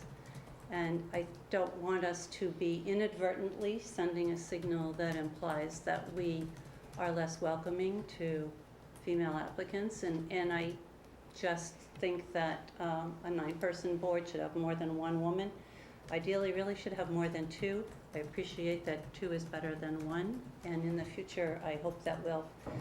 I know we have excellent, involved female citizens in this town who could serve. I'm not making any aspersion or any judgment about the males who were proposed to be on this. I just think that we have plenty of qualified women also. Jack? I think I had never, I apologize, but I hadn't thought of that for a second, and you are many hundreds of % correct on this. And not only is it possible we would send the wrong signal, but with the board that is largely tilted towards men, if indeed it was an unconscious bias that created this in the first place, then that board will have an unconscious bias as it goes about, could have an unconscious bias because they're human in the way they evaluate. And I think it would be extraordinarily important to have this board have balance so that if there's a female applicant, that female applicant doesn't experience that same bias. So are you okay with the way that the 9-member screening committee is constituted as proposed by the town manager now? I wasn't until Becky brought up the point, and now that I see that there are, I don't see, but now that I understand that there are only 2 women on here, I think it's worth taking another look at and having it staffed with more women. As consideration for that, even though I try to act as the most anti-bias when it comes to gender issues, and actually I've probably gone the other way more than I should, I'm willing to defer my position to Allison Manugian if she would like that. Why Allison? Because I believe that Allison and I share the same values for public safety, and she would make a decision that I could trust. Well, Barry, I Well, guess, that's an awful slight towards the other selectman Unbelievable. sitting to your left. Barry? It's not intended, just, there's the off. well, Barry, I invite you to explore with me whether you and I share the same values. I find it hard to believe that we don't. I would be willing to serve on this committee should the committee decide that this is. Can we all keep in mind that it's It's his the town committee. manager search committee? I that know. is responsible for? And- So with that in mind, Huh? so with that in mind, With that in mind, I had a long conversation with Becky today, and I made a change on the committee, and trust me when I tell you, I'm not biased one way or the other. I don't consider myself that way, and I didn't do this unconsciously or consciously. I tried to come up with a committee that I thought would do the best job in from my knowledge, in hiring a police chief, and it was very successful when we hired the fire chief. If Barry wants to give up his position, I will let the 2 female members of the board duke it out for a member on the board. That's how I feel. Allison, are you interested in... Well played. Hold on, 1 second. Allison, are you interested in serving on this committee or not? That's the question, first question.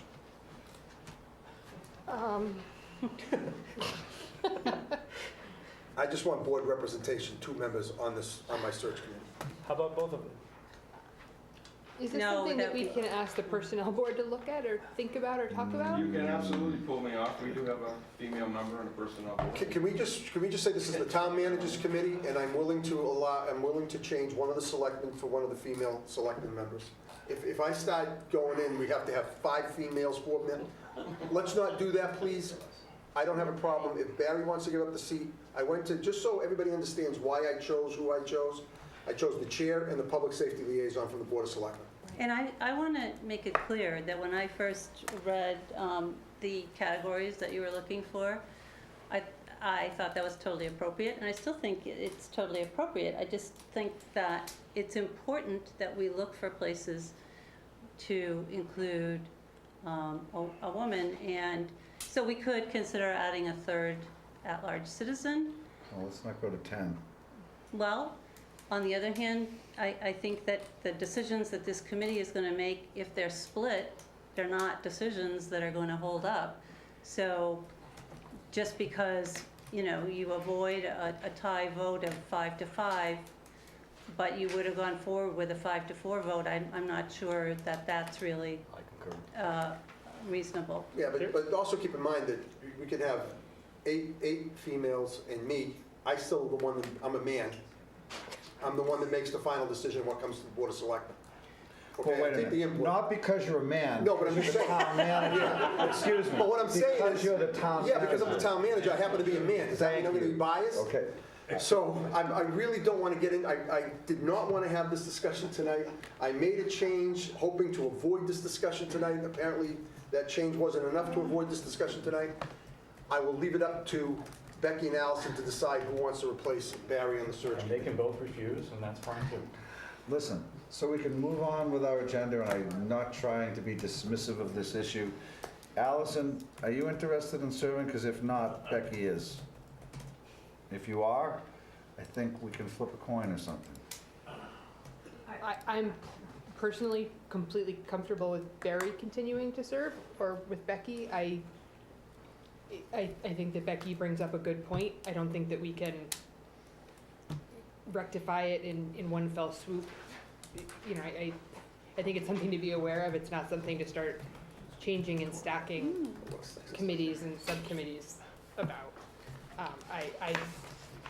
Although I'm interested, and I think this is an important decision, I don't have the ability to take on this magnitude. But if the town manager's decided that he'd like to have one man and one woman, and the two women that are available are you and Becky, are you? She just said she's not She doesn't, interested. she said she can't. Okay, I'm sorry. Thank you. I So, apologize. I didn't Barry, understand. are you still deferring to Selectman Pine and Select Person Pine, excuse me? If she thinks that she is in better position, given her experience on the board and her interface with public safety, that she would be a better choice than I would, absolutely. I don't really want it to be seen, That's a setup. Barry, that way. So, are you I okay? mean, if you think I'm not qualified, I think you should say so. I didn't say you weren't qualified, I just tried to say we should have the most qualified people, and if you have same people. I think the town manager has placed with us a decision to have a man and a woman, and there's one woman left, and I think if the town manager's decision is a male and a female member of the board, I think we're done. Yes. Thank you. Thank you. So, do you want the board to affirm? No. Why don't you rewrite this I will thing? rewrite it. We'll see it next week. Yep. Thank you. And I will also post a meeting for Thursday. If you do that tomorrow morning, I'd like to meet with you on Thursday, if we can. Yeah, I'll check with police. Just have 24 hours or 48 hours from the time you pick tomorrow to have the meeting. So if we can do it. Does it have to be Thursday? I mean, Friday. this Thursday. I would like to do it this Thursday, so I can come back to the board next week. Yeah, okay. Mr. Chairman, as I've done for the last couple of meetings, I've set aside time on the agenda for the board to continue its review of the proposed FY19 operating budget. Please note that we're going to be meeting with the Finance Committee tomorrow night at 6:30 PM here. You're posted for the meeting, as is the Finance Committee. Is the entire agenda dedicated to? The entire agenda tomorrow night, is Patricia here? Yes, I'm here. Is totally to review the budget questions that the FinCom set. Yes, Okay. basically, yes, Yeah. and whatever other budget Issues they want to discuss. So they sent me a bunch of questions. I worked to answer those questions. There's a lot of information that I sent out to members of the board this afternoon in advance of the meeting. I apologize for not getting it to you earlier, but I get it to you as fast as I could put the information together. There was a lot of information that they wanted, and we got it out to you as soon as we could. Obviously, you don't have to make any decisions tomorrow night, but at least you've had the information in advance of the meeting. So I look forward to meeting with the Finance Committee tomorrow night. But one issue that I really need to discuss with the Board of Selectmen tonight, because this definitely has budget implications, is the fact that we've received a citizens petition warrant article that will appear on the 2018 town meeting warrant. It's up here on the screen. It basically says, to see if the town will vote to require the Board of Selectmen to include an additional safety personnel position in the FY19 municipal budget to be assigned as a school resource officer, whereas increasing the total of school resource officers in the FY19 budget from 1 full-time to 2 full-time resource officers without decreasing the proposed school budget. So basically, this could be considered an advisory vote because town meeting is the appropriating authority. They can amend the budget. This article can't force the amendment of the budget. Does that make sense? Yeah, but under item number 6 in your town manager report, would you like to touch on that? Not that I'm saying, That's what I am I talking have to about. recuse myself from this because I'm a signatory on this article. No, you're not. And I'll tell you why. Because there's more than 10? No, well, the first petition was thrown out because a name was whited out and a signature was put over the whiteout. That invalidated the petition, so they went out and got 10 more signatures, and you're not one of the 10 more signatures that's on the warrant. I don't have to recuse myself. So you But do not need to. fair notice, I did sign the original You petition. did. And I still think it applies. Well, it's up to you. And in fair Your name note, will not appear in the warrant as a petitioner bearer. and while we do have this petition in front of us, a number of months ago, well before the town manager submitted his proposed FY19 budget, well before the chief of police and the fire chief submitted their requests for a potential public safety override, Mark and I began the discussion about talking about adding an additional SRO, and that we have been working on that the entire time. Since the most recent school shooting, unfortunately, we have brought this to the forefront, and within the current FY19 budget, Mark has amended that, is that correct, to include an SRO? No, I have not. I have not, I because thought I we have a had couple that problems. discussion. We've had the discussion. There is the availability to do it, but I have an issue. And the issue is I was giving guidance that maintain services and don't increase spending more than 3%.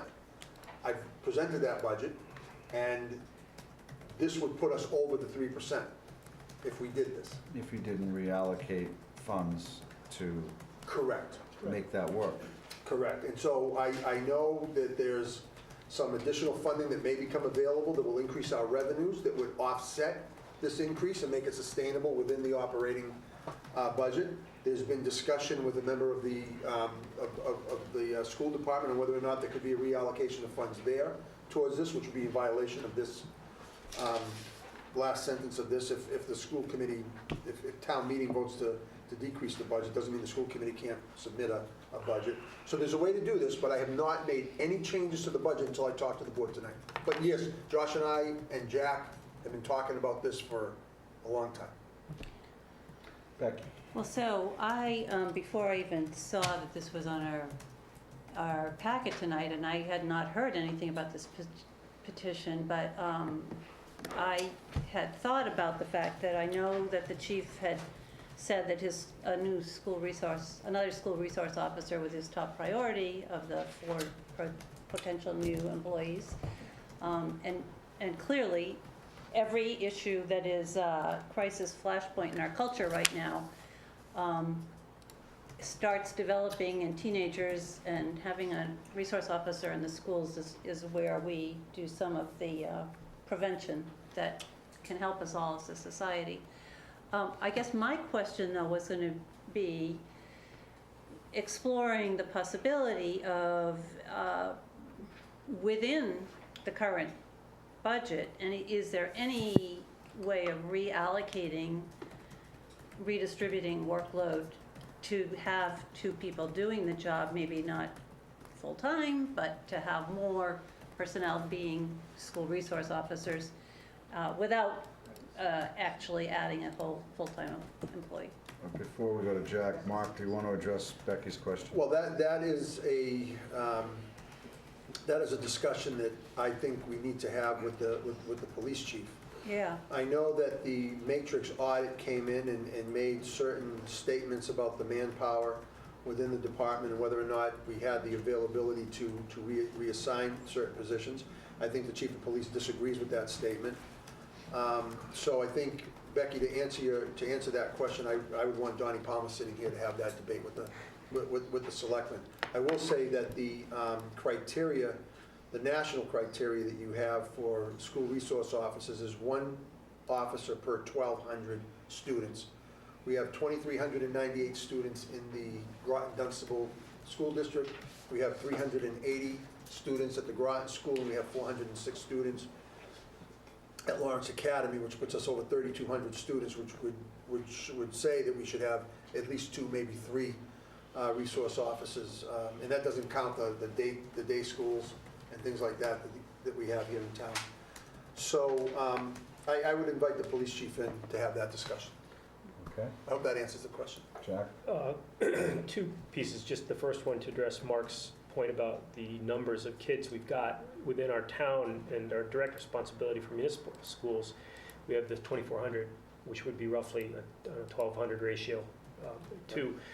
There are towns that we're starting to explore other towns and whether and how other towns allocate resources. I mean, this is how we should be doing this sort of stuff. We should be going out and looking at how other towns manage it. Not that they're right, but see what else other people are doing. And some other towns are not counting the students from their private schools in their SRO allocation, and perhaps some are, and we'll get more information on that.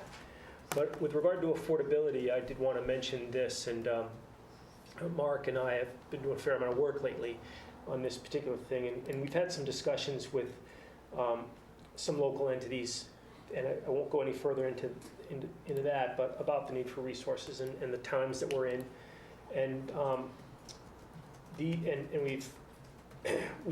as a result of these discussions, we may be able to add resources without incurring incremental cost on our side.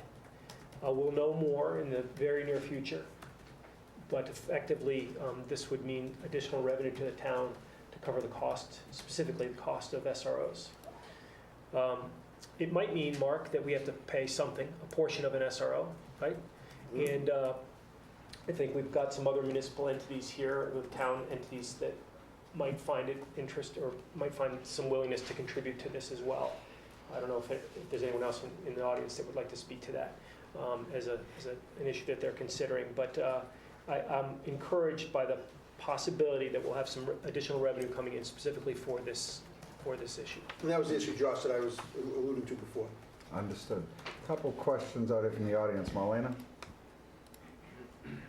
So, this is actually my first time I'm actually seeing it. I was asked to sign it, this petition. I was away on vacation, otherwise I would have signed it, because I do believe we do need an SRO officer, and I thought that was completely off the table at the last Board of Selectmen meeting I was at. So, just some feedback as a taxpayer.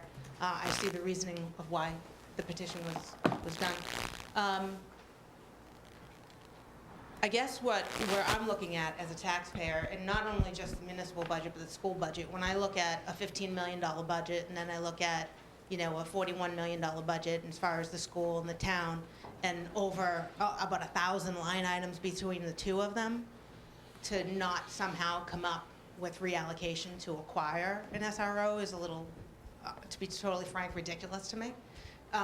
But I know that the school department is not shy on reallocating funds. That's what we concentrated on this year. That's what we're concentrating on last year, this year, and the next several years.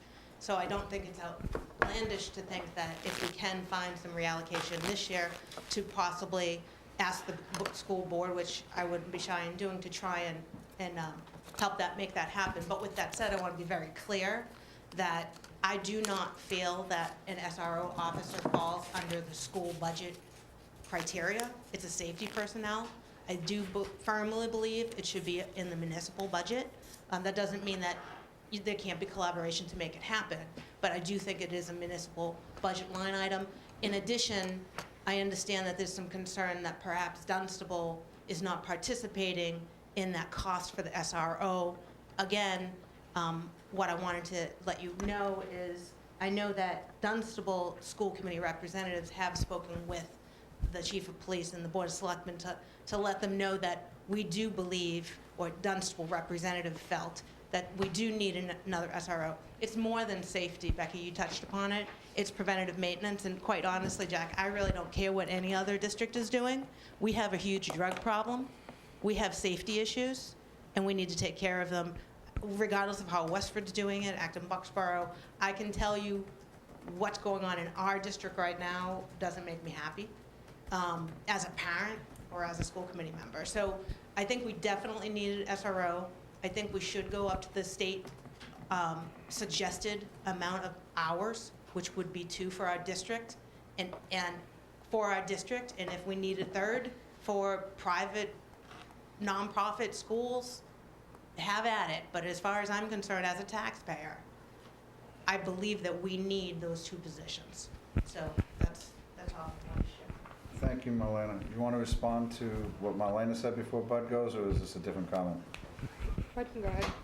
Bud? Well, I agree with Marlena all except for one point. I believe that in fact, since it is a Groton Dunstable resource, it should be paid by both taxpayers. I represent the taxpayers of Groton in the FinCom, and I believe we need a person, we should get a person, but I do not want to continue to pay for Dunstable's share of stuff that we should be splitting, because it is clearly to the benefit of the children of both districts. So I agree, we need one, but I don't want to just throw it out there and say, okay, just because they're not going to pay, we're going to do it. I don't like that attitude. We should have an attitude that's, they need it, we should share. And it shouldn't, I agree with Melanie, it shouldn't be in their budget. It is a police action that should be done by both towns. And how we do that, I'm sure we cross-charge now, Mark gets money for the thing for the call center, we should get money for this. Whatever it is, we should share in it because it is needed and it's for both children of both districts.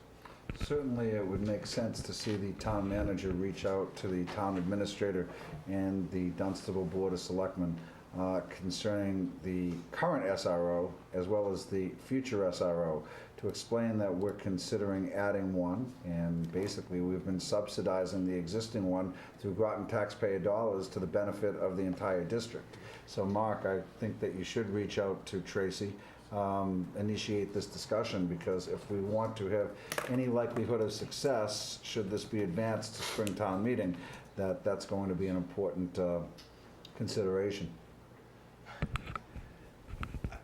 Except for I think this is such an emotional item, it will get passed, because three-quarters of the people are in our district, so it will get passed. I'm just saying, I think we need and it's gonna happen. I'm just saying we need to press Dunstable to say, just don't ride on the back of Groton. This is an important issue where they should pay as well as us. And I have no doubt it's gonna go through. I just think that we as taxpayers should not pick it up. And if they vote it now, if Mark can't get the answer, yes, I would be very surprised if this is But if passed. Mark doesn't make the effort to approach them. No, I think he then- needs to and stress it. I agree with you, Josh. I'm just saying that this, to me, it's got to happen. I just get tired. I just don't like hearing that we're going to pay for it no matter what they think. They need to be somehow impressed upon the fact that it is their children that are being protected. Fully understood, sir. So we've got plenty Marlena of time has a to make a question. decision Hold on this. on, we're gonna get to a decision. Marlena, then Jack, then please, let's move on. And Allison, excuse me. I'm sorry. Sir Carmen, I agree with you, Bud. I just want to be very clear with everyone here from Groton that discussions are already taking place in Dunstable. So I think what needs to be done, to Bud's point, is extend that conversation further between Dunstable and Groton. I just don't want to give everyone at home or even in this room the impression that Dunstable by any way has expressed that they have a challenge with it. In fact, the Dunstable chief had expressed to our school committee member, when they talk in Dunstable, they don't talk you and we. You know, they talk us. Us meaning Groton and Dunstable. So that is the mindset over by the chief of police over there. So I just want to make sure that everyone understand here knows. I don't think there's going to be much necessary pressing. It's just a matter of having a conversation. Gotcha. Allison, Jack, gonna kind of move this around. So I was just gonna say, you know, I agree with what I'm hearing from Bud and Marlena. I think this is something we need. I think it's something that Dunstable needs to, you know, be part of. And that's the only reason, Marlena, that it may fit better to me in the school budget is that there's a mechanism there that already shares that cost. I think it's unfortunate that this school resource officer was part of the requested public safety funding that this board so effectively shut down last week, to the community's detriment. And now we have a citizen's petition that we need to kind of handle and figure out. I guess I need a better logistical understanding moving forward of what ramifications there would be in terms of whether this is something we would definitely cover potentially within our budget, whether this would trigger an override of some magnitude, who makes those changes to the budget. I mean, it's the finance committee's budget at this point, so unless they find a way to free up resources toward this, the logistics are very complicated. And while I'm sympathetic to the need and sympathetic to the emotional response that we're all experiencing right now, I also I'm not an advocate of policy and response in a knee-jerk fashion. So while I support this, it may not fit neatly into this budget cycle for a lot of logistical reasons. Very good, Jack? Yeah, sort of as a tag onto that, I did want to discuss, or at least provide my opinion with regard to how this gets paid for. I think Marlena's point is correct, that within a however many $1 million budget that we've got, we should be able to do that. To Matrix's point, we may have excess capacity within our police department today, and between that excess capacity and the the size of our current budget, we should be able to find some capacity to pay for this within the guidance provided by the Selectmen and the FinCom on level service and 3% growth. I know this wouldn't be considered level service. It might be considered level service within the police department if we reallocate one officer from one duty to another. But I want to be an advocate for staying within our current budget dollar amount rather than finding an override to pay for this. So I think that the fundamental question that this board really needs to answer is, do we want to instruct the town manager to include an SRO within the budget at the current level service rate and make a recommendation to the FinCom moving forward or not? I think it depends on the final, whether or not additional revenues become available to make it happen. Because if additional revenues come in to pay for it, it doesn't make the growth factor unmanageable. Understood, but you're meeting with the Finance Committee tomorrow night to review the current budget. We're talking And about if so you do need to bring this up, and we do need to have ongoing discussions on this, because town meeting is now looming within 2 months. Yep. I think we should have a contingency. We should plan on funding this ourselves with a contingency that additional revenue comes in, and whatever funds we had to allocate to this could return to wherever they were allocated before. So let's say you take $80,000 away from Department X in order to do this. You can, and we get $40,000 worth of additional revenue on an $80,000 position, then we can return $40,000 to Department X. There are probably a dozen ways of doing this, Mark, but a contingency approach, I think, is the right approach. Okay. All right, anything further on this? Seems like we're no longer discussing the article, but the funding mechanism for an SRO. We are They're discussing one and what the is same. specifically stated as issues around positions related to the proposed FY19 operating budget. That is the agenda item, and I certainly think that's what we're discussing. It sounds like there's the possibility that we might get to a point where it's included in the budget, and therefore this article would become moot. Correct. If that was the case. If not, it still would stand as Right. as a citizen's petition article. So excluding the petition itself and opinions there or around it, what I heard was that there's discussion now whether or not this board, in conjunction with the town manager, would consider adding this position to the FY18 budget. 19. Budget, excuse me, I apologize, yes. Yes. Well, there was also discussion about reallocating within the department, which we don't have the answer to. Well, that means it's still within the budget if they Right, reallocate it. but it's So- within the budget. So But it's given- not adding money. Given that at one time, I believe there was an intent or an idea that we could phase in perhaps some of the chief's recommendations, and not wishing to at this point violate a former vote of this board, I find myself curious as to how we can discuss one without reconsidering the other. Because this is being discussed on its own merits. But the board voted to table all discussions regarding all the positions to a further time. And if the board wishes to reconsider that, I would make a motion therefore, and then this discussion becomes valid. Well, can I just say one thing? The one caveat change from the previous board's decision was the receipt of a Yeah. Exactly. warrant article. And in the light of new information, it's my opinion that the board should, and certainly I think should reconsider its vote from the February 12th meeting. And there's one other thing, if I could just, Josh, if I may? Yeah, there's hands everywhere. Yeah, one other concern that I have is when we made a decision not to pursue a public safety override, that affected the police and the fire department. And now coming back, granted it's because of a citizen's petition, with putting an article that would fund or do something that would benefit the police department and not the fire department, I think that causes a huge problem between the two departments moving forward. Believe me when I say that. That's something Allison? to consider. I actually, Allison? So to me, I think it, you know, again, I'm with Barry that I think we really shot ourselves in the foot here by refusing to have any discussions with the public safety officers about their needs. And shutting that down prematurely is part of what has triggered us here. I think that if that were still on the table, we wouldn't be looking at a citizen's petition for an SRO.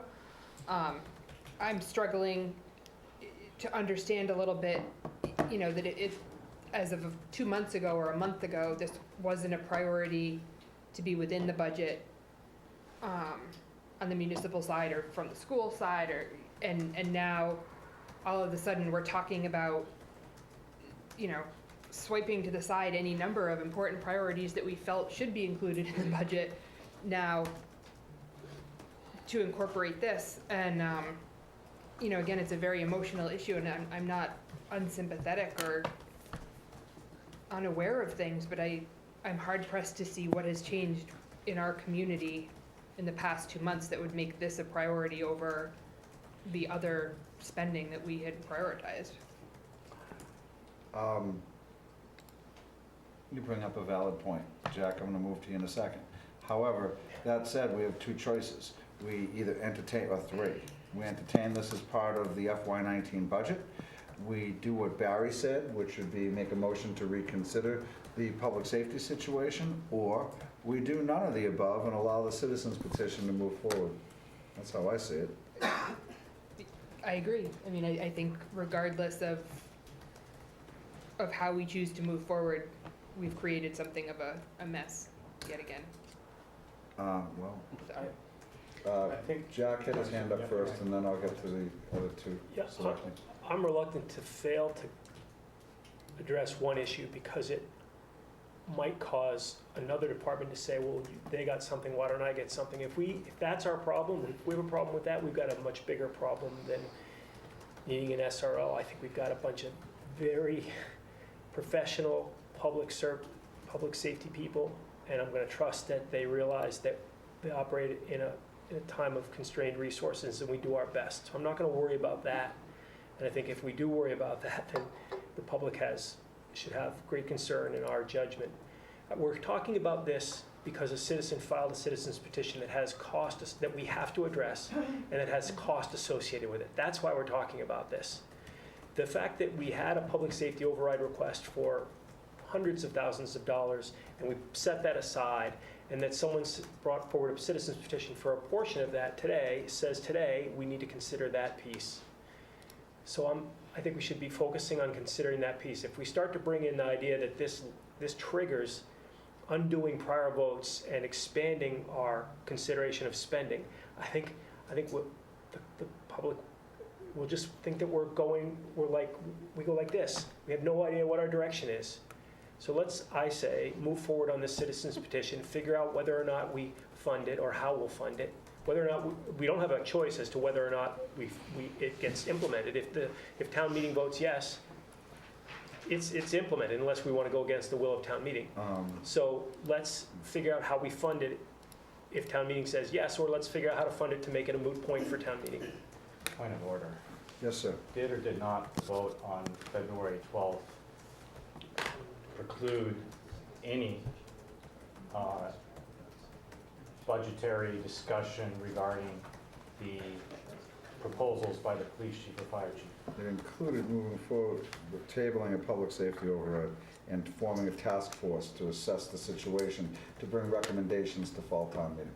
It certainly didn't say that Excuse me. prevent us from talking about citizens' petitions that Jack, come up. Barry asked me a question. One moment, please. I gave him an answer. Do you have a follow-up on that? Because What was do we have the actual motion? do you have the motion from last meeting? You have to go back to. Give her a minute to find it, it's not gonna be that quick, and in the interim, let's go to what Jack and Becky were talking about, or want to talk about. Regardless of what the motion was, it doesn't prevent us from considering subsequent items that we're compelled to address. We are compelled to address a citizen's petition.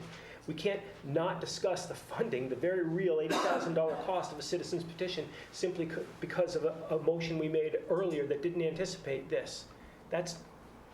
You have such a unique ability, Jack, to twist the rules when it suits you. That's Okay, really, I concur. all right, we have two people that concur on that, and Jack has brought up an issue. Becky, do you have a comment on this? I just don't agree with that previous comment. I was going to say Which comment? that there's been twisting of rules. We obviously have to discuss a citizen's petition that has financial implication. However, we have also discussed the possibility of reallocation of hours of responsibilities within the department and being able to conceivably add to the number of school resource officers without adding cost, which I think is something, should be our first order of exploration under any circumstances. As far as our vote last week, it is, I think, regrettable that the fire and police departments were lumped together into a very large amount of increase of staff and a huge amount of cost to the town. I think that going forward, we absolutely need to separate the two departments and look at them because they're very different circumstances. As I heard it explained by the two chiefs at our Saturday session with the Finance Committee, the fire department needs 4 people all at once in order to solve the problem of 24-hour coverage. That is a huge decision for the town to make, whether to move to having a full-time fire department, and it's not one that I think that the town would ever be wise to make in the short time frame that we had between January 1st or December 29th, whenever that budget was released, and April 30th. The fire department situation was presented as a very different situation. Police situation was presented as very different. There was a wish for 4 new officers, but Chief Palma specifically said it could be incremental, it could be spread over a couple of years. And so it's an unfortunate byproduct of, in my opinion, the way it was presented, that it was either this large thing or nothing. We voted to take the large thing, as in the override, out of consideration. I have no problem discussing the incremental increase of potentially some hours and some expense for a school resource officer. But again, I would like to explore first if it is possible to do within the resources that are already budgeted or already there. Thank you, Becky. Bud? You all set? Stuart? I'm just looking at that article, and I'm thinking it might be defective, because the article should specify what's going to pay for what they're asking for. And it doesn't. I mean, if that article were to pass at town meeting, you'd have no way of knowing how you're going to pay for it, because that's what you're discussing now. I mean, there's nothing in there, unless you want to read it really carefully. It says it's in the FY19 municipal budget, so there's an implication that there's no override. But I wouldn't say it's crystal clear by any means. So, I mean, I think the article should be a good article, and I think the reason you're having so much trouble with this is because it's not a very good article. The article is saying, we want this, and we want this, and you guys figure out how to pay for it. And that's really, it seems to me, that's a defect in the article, and perhaps that's why you're struggling with it. That's a good point. Jack? As a selectman, I understand what you're saying, Stuart. It is pretty vague in that respect. But as a selectman, I would take, if it was written like that, and if town meeting passed it, I would say town meeting wants doesn't care about how you pay for it, doesn't care about what reallocation you do elsewhere. It just wants 2 school resource officers, and I would feel compelled to direct our police chief to have 2 school resource officers. Well, yeah, And I think that's the takeaway for me as a selectman on this article. To answer Barry's question, the motion passed on February 12th was move that we remove from consideration at the Springtown meeting the proposal for expanding police, fire, and EMS services, as well as the proposal to regionalize EMS services and to focus entirely on the budget resulting from Board of Selectmen and FinCom of level services and 3% growth guidance, which was amended by Josh to add to appoint a task force to study it and come back to the fall town meeting with a recommendation. That was what was passed last week, or last meeting. Okay, Jack? And so we removed that proposal, and we maintained spending at guidance, and now we have a different proposal. The fact that it happens to have overlap with, be similar to the other proposal is irrelevant. We eliminated the proposal that bundled police and fire requests to the tune of $750,000. We have a new proposal. I think we did exactly what the motion said. Look, we need to study this, we need to see it, but regardless, we still have a citizen's petition. To Stuart's point, we have 2 or 3 avenues we can proceed with. It's questionable whether the funding mechanism within the citizen's petition would be in place in order to make it so, and this could well just end up being advisory.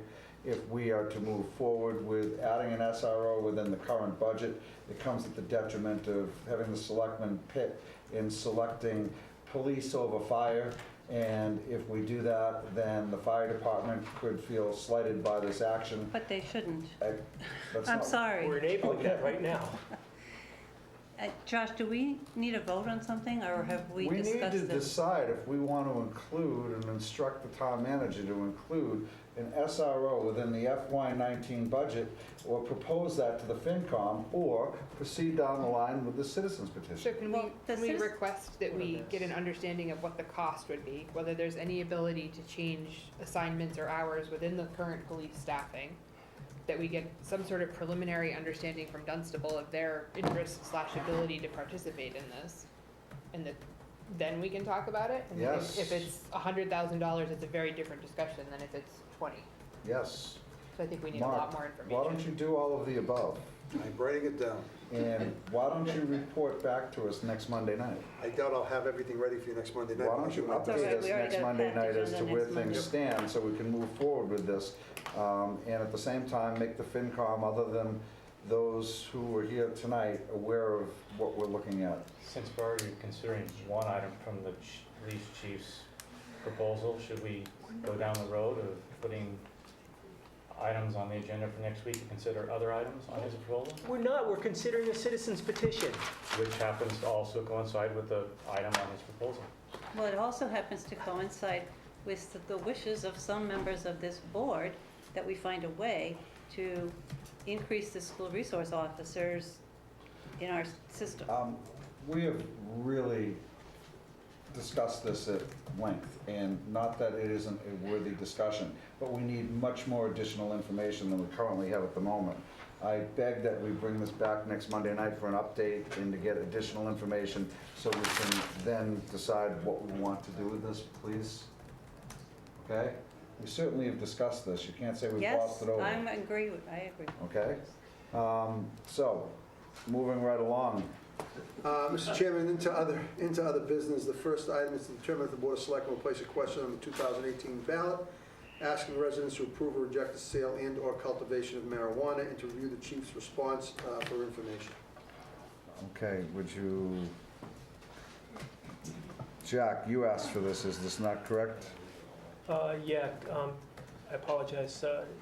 Where are we again, Mark? We're first thing talking under other about the business. question on the ballot concerning marijuana and Okay, cultivation. so there are 2 issues here. One, we asked for an opinion of the chief, and we can discuss that if we like.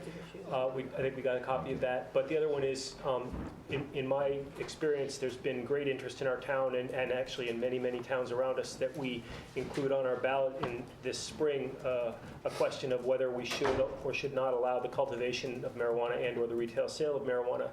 And I don't know that we've had a determination of should we get that we will or won't get that question on the ballot and how it gets done. But I think we're running out of time. Mark, what's the window for getting a question on the ballot? 35 days prior to the election, you need to notify the town clerk. So election's May 22? May 22nd, so 35 days prior to May 22nd. So it's not considered part of the warrant.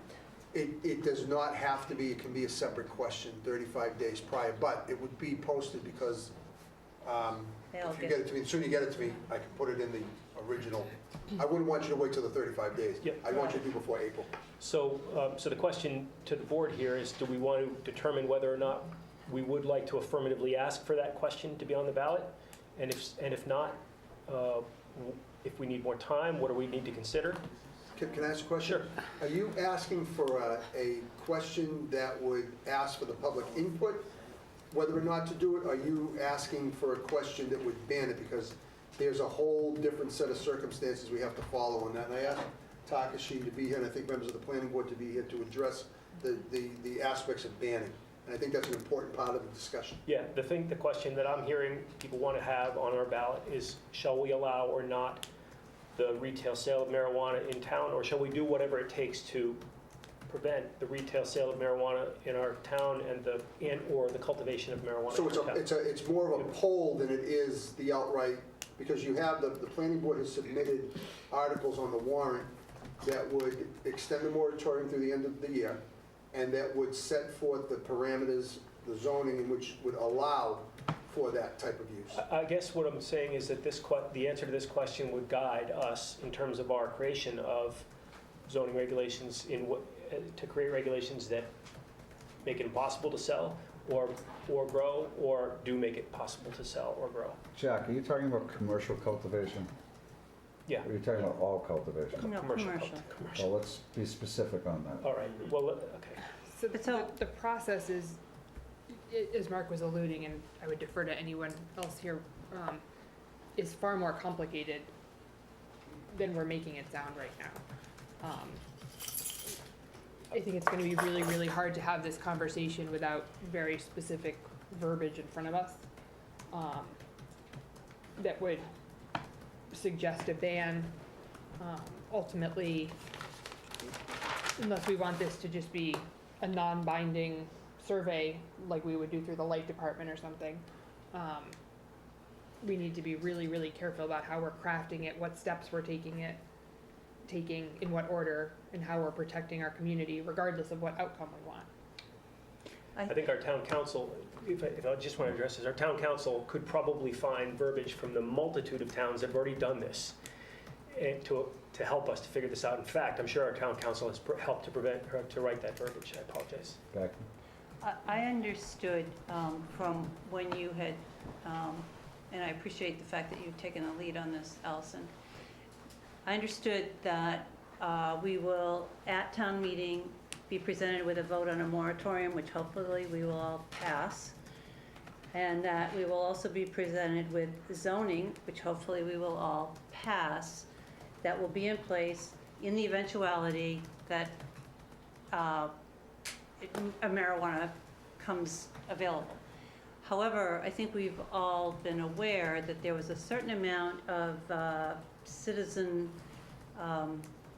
outcry, or maybe that's too strong of a word, wish that there be a ballot question to ask that would then, that if the vote was to ban both the cultivation and sale of marijuana in Groton, that then that zoning would end up being moot in a way, but preventative in case if those questions don't pass, then the zoning is in place. Right, so the ban, potentially banned language that would be at the ballot has to be presented as a ban. Yes. So that if people want to ban some portion or all of recreational marijuana establishments within the town of Groton, that has to be written affirmatively.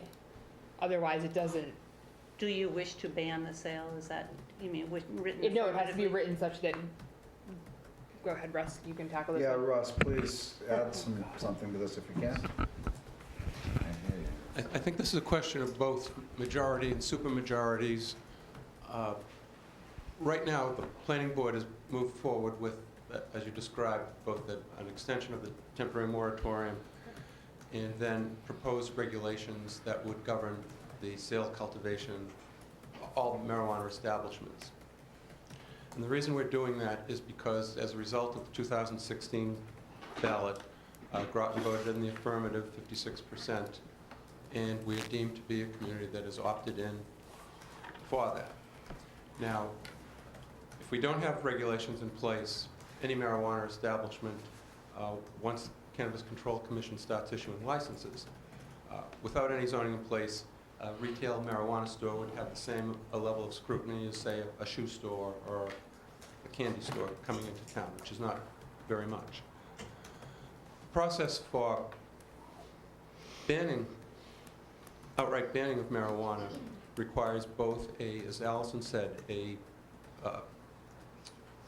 referendum that has to have the exact language of the proposed zoning that would prohibit or further restrict from what the state law currently allows you to regulate. That would not be enough. It would still have to go to town meeting, and this is where I start talking about majorities and supermajorities. You would require a 2/3 vote at town meeting in order to effectuate that, as will the regulations for the regulations to regulate marijuana requires a 2/3 vote. As you know, getting a supermajority at town meetings no easy task. 1/3 plus 1 can prevent it. I fear that if we have a beauty contest item on a ballot, do you wish to see marijuana or not, is going to take away from possibly getting in place a regulatory structure that would allow us to be prepared for dealing with marijuana. Now, you might ask, if we put that in place, does that preclude the town from going forward to ban subsequent to that? No, it does not. The town could,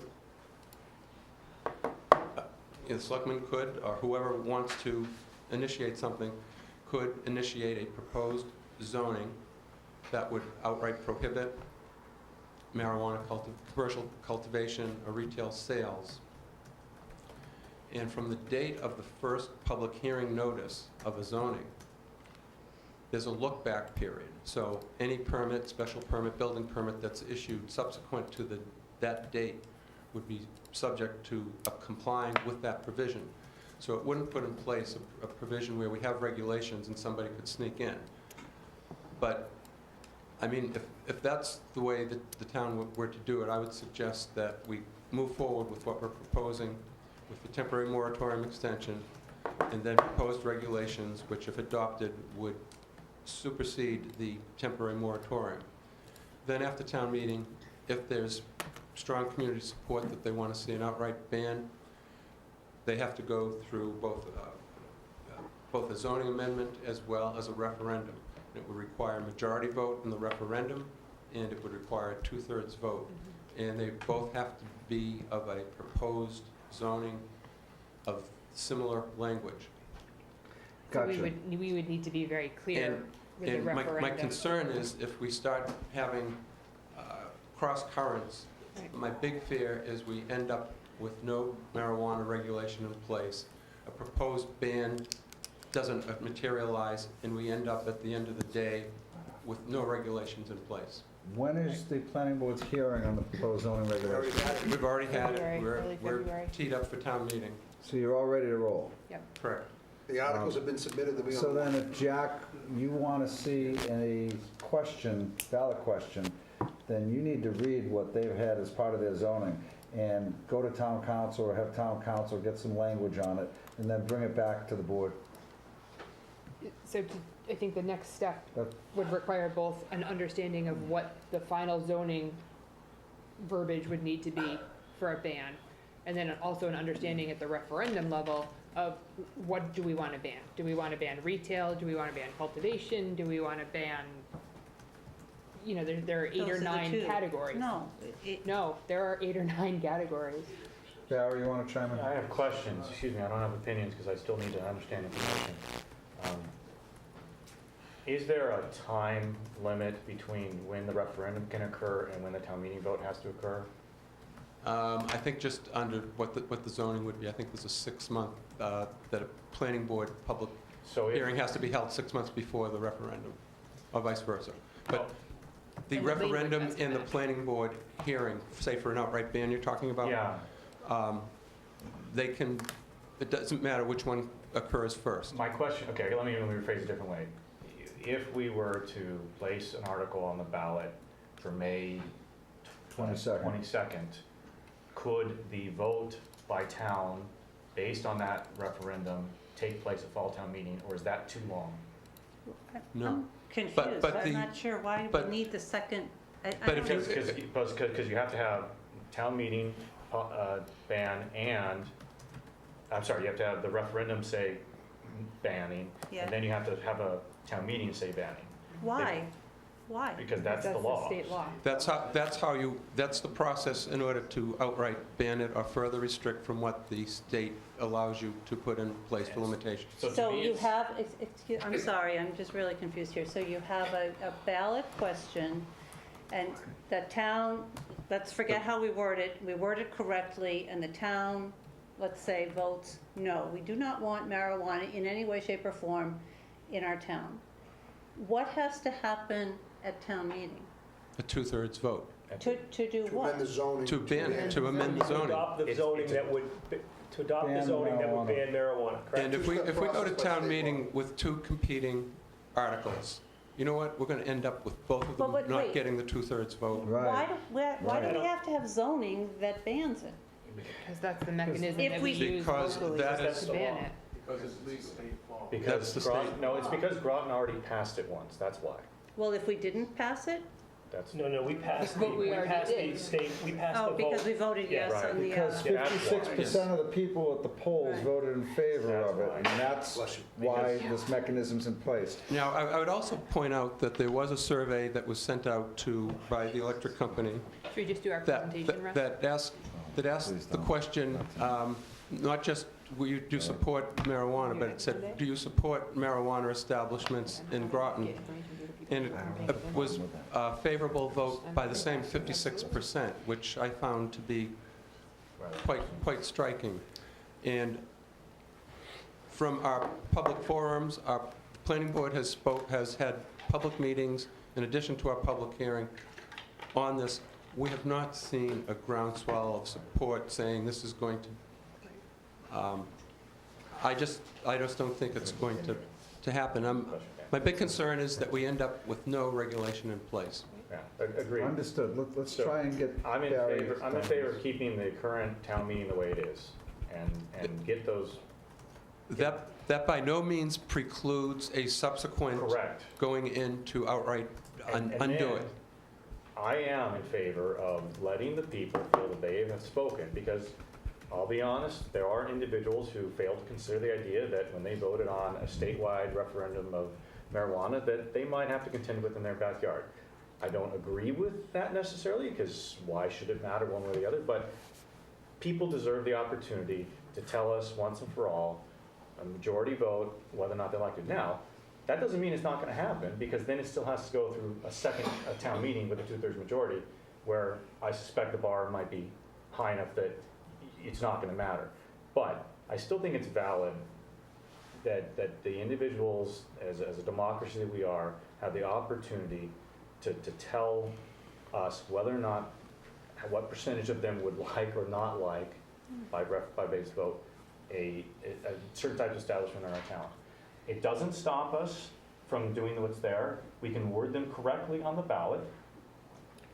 We just need to be very We need to be very careful, I agree. as we go to the ballot. If we're going to have kind of this yes/no approach on every category, we're going to have I 8 or understand. 10 ballot items, and the confusion will be massive. And we have honestly, the capacity to totally make sure that we're gonna have marijuana in Groton just by doing that, right? Because we create so much confusion about it. So we need to find a way where that doesn't happen. Yes, absolutely. So I was just proposing So that's my to goal. Josh, Okay.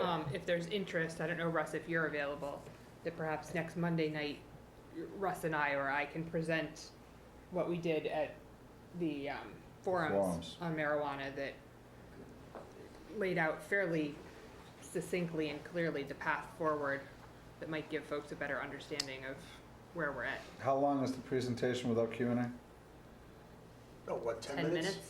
Yeah, I mean, Depends I on- think that might help. I'm going to be in Florida, so All right, I can handle it. Okay. I think Allison can handle it. But the other thing people have to keep in mind is, if we ban marijuana, people can still cultivate it privately, they can possess it, and you can call up a purveyor in another community and have them deliver it to your home.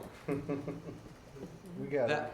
That hasn't been actually approved yet by the state. That has been approved. It It's has. it's in the state act. We have no right to control that. We have no right to control The delivery? transportation, delivery, Transport. So correct. if Domino's wants to add that into their I menu. thought I heard on the radio this morning that they were not going to allow that. That's what the governor is pushing, but that It's a is, postponement, but it's still going to happen.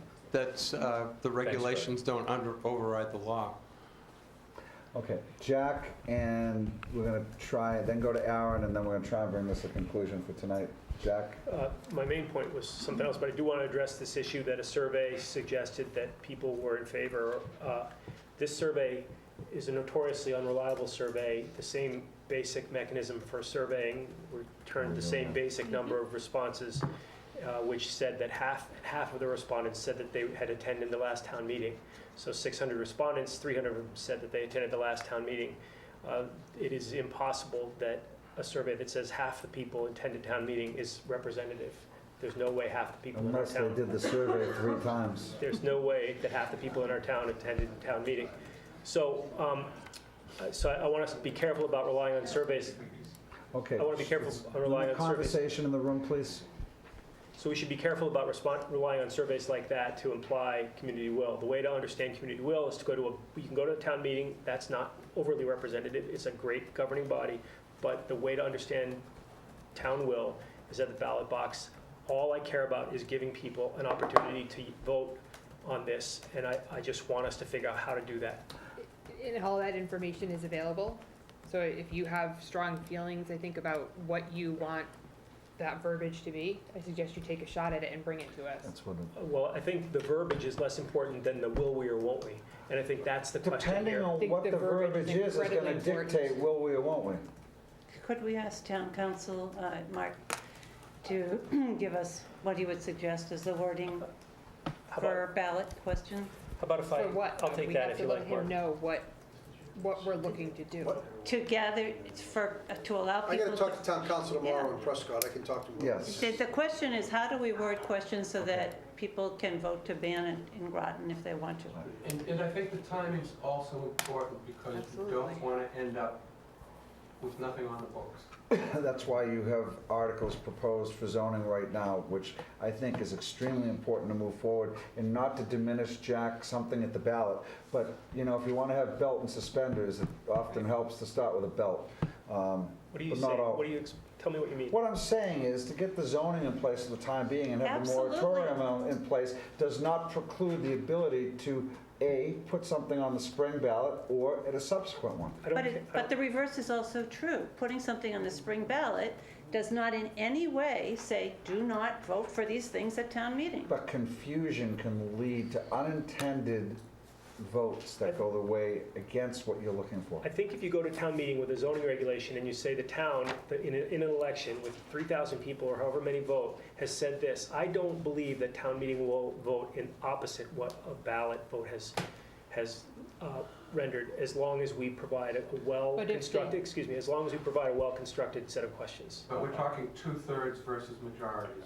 That's right. The problem being that if they do disagree, or if the supermajority isn't reached, then we as a community have no coverage.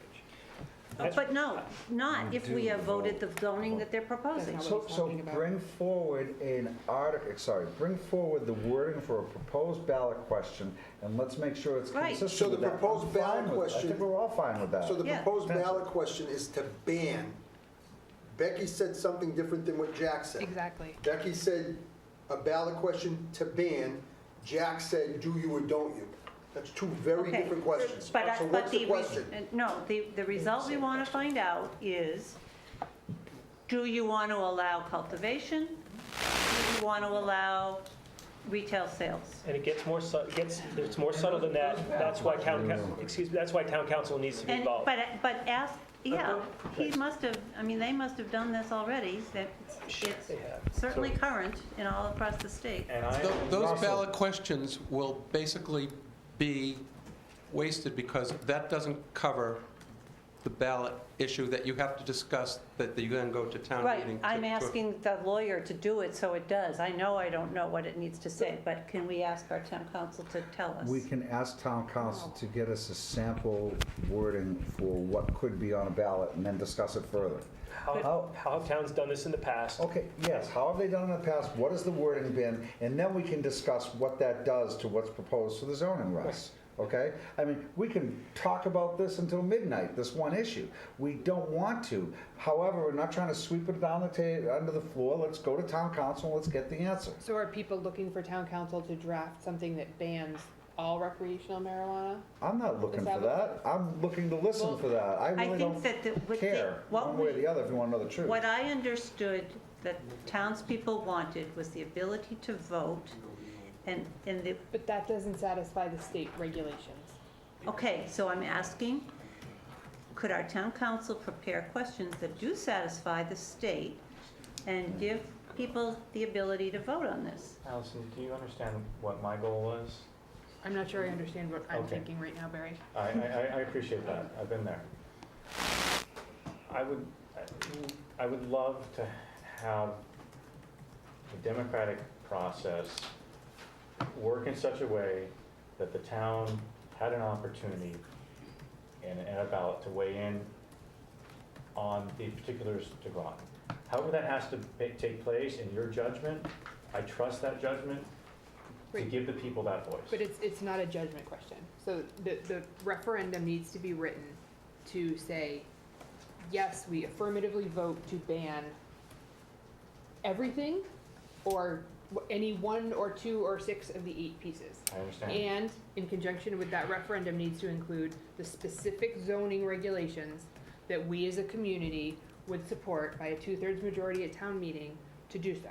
So that's not something I that agree. I or Russ or the town council is going to roll the dice and So get what right. you're telling me is that maybe we can't get there 35 days before because we don't have enough time for all the meetings and all the zoning ideas and all the things that would go into that ballot.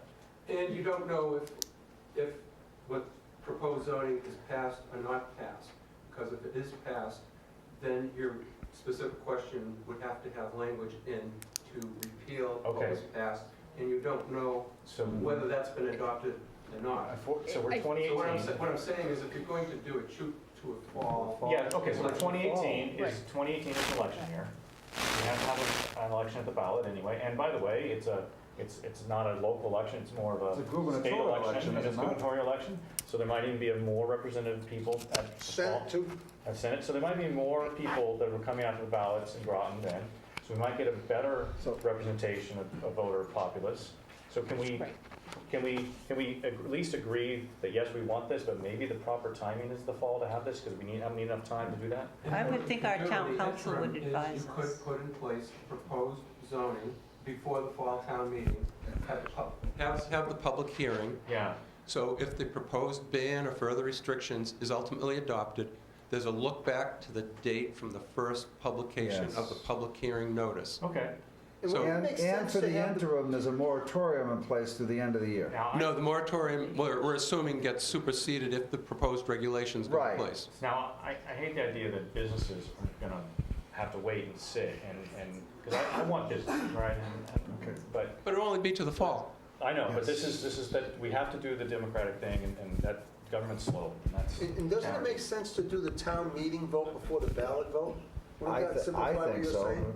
So that would allow Because it. the zoning would be in place for the ban before you voted at the ballot. So Town meeting's That's the biggest October. hurdle. Town meeting's October. The ballot's Election's November. Yeah. I'm going to let Aaron Green, who's been very Yeah, patient, excuse me, I'm sorry, Aaron. speak. I've been just observing. A couple of points. The one thing I was critical of the survey, and rather surprised actually that it came out the way that it did, is that it really provided no information as to what people were actually really voting for. Semantics are important, and this is a wildly misunderstood issue. I would like to see, if it's going to move forward to any kind of democratic process or continuing democratic process, that there is some, I guess, filling in the blanks for people so they really do understand. For example, this is commercial, people can still grow it, they can still purchase it elsewhere, they can still have it delivered. We're really not accomplishing much other than, I mean, from my opinion, sticking our heads in the sand. Now, the other thing I would like to mention, and this isn't any kind of intent, I guess, of the board or anyone else in town, but the word marijuana is kind of rooted in racism, and popular term these days is cannabis, because of, basically, cannabis prohibition is largely racist, if you look at its history. And people are very conscientious within the industry anyways to be using the word cannabis as opposed to marijuana. So I think it would be nice if the town was using that word as opposed to marijuana. Can we adopt that just like we adopt gender things? Yeah, I mean, we'll be going to the select board, so we'll I'm have just to pointing call it out. I marijuana mean, cannabis. people can decide for themselves. I mean, your point is taken, okay? Okay. And I'm not necessarily disagreeing with you. We will try, I think it's the Cannabis Control Commission. Maybe we should refer to it as cannabis henceforth. I'm just bringing it to people's awareness, and they can decide what Don't to do. call it Mary That's the first Jane, time I've don't ever call it heard of reefer, just Yeah. call it cannabis. Yes. Understood. Okay, that was it. So is there interest in having this presentation at some point, whether it's Please- next week or? Please put the presentation on the Can we have a agenda. cannabis presentation next week, please? Please put the presentation on. It's not going to take long. It'll inform the public. Jack, I think the answer to your question while bringing this forward is, yes, it makes sense to put this on the ballot. Absolutely. And I believe it makes sense to put it on the ballot in the fall. Well, That's- could we hear from town council before we make that final I'm decision? going to tell you that my position is the fall. Does this board want to just take a straw poll on this? I think the only way you should do it is in the fall. Anyone? I would like to hear what town council has to say. That's fair. I mean, Yeah, I don't think we can take Fine. a position on something that we don't Fine. understand yet. Get so the let's answer have from town council. We're doing the presentation next week. We'll see But if that I changes think my that there position. is some need for the board and the community to get educated. And Presentation. I don't know kind of what that needs to look like. I mean, that's personally something I've struggled with for years on the school committee. How do you get information across to folks who are not interested, think they understand, or just aren't paying attention? Good luck with that. Understood. So we're emerging with something of a commitment to place this on the ballot. The question is, what will the Absolutely. question be, and what ballot will we place it on, correct? Absolutely. Is that a consensus on the part And of I'm the going to board? go to town Thank you. council and get Yes. something for next week so you can at least see what it looks like. So we can have Yes. some advice that makes us helps us make that decision. Mr. Chairman, Moving right along. yeah, review email response policy with regard to town manager's response to an email received from a resident.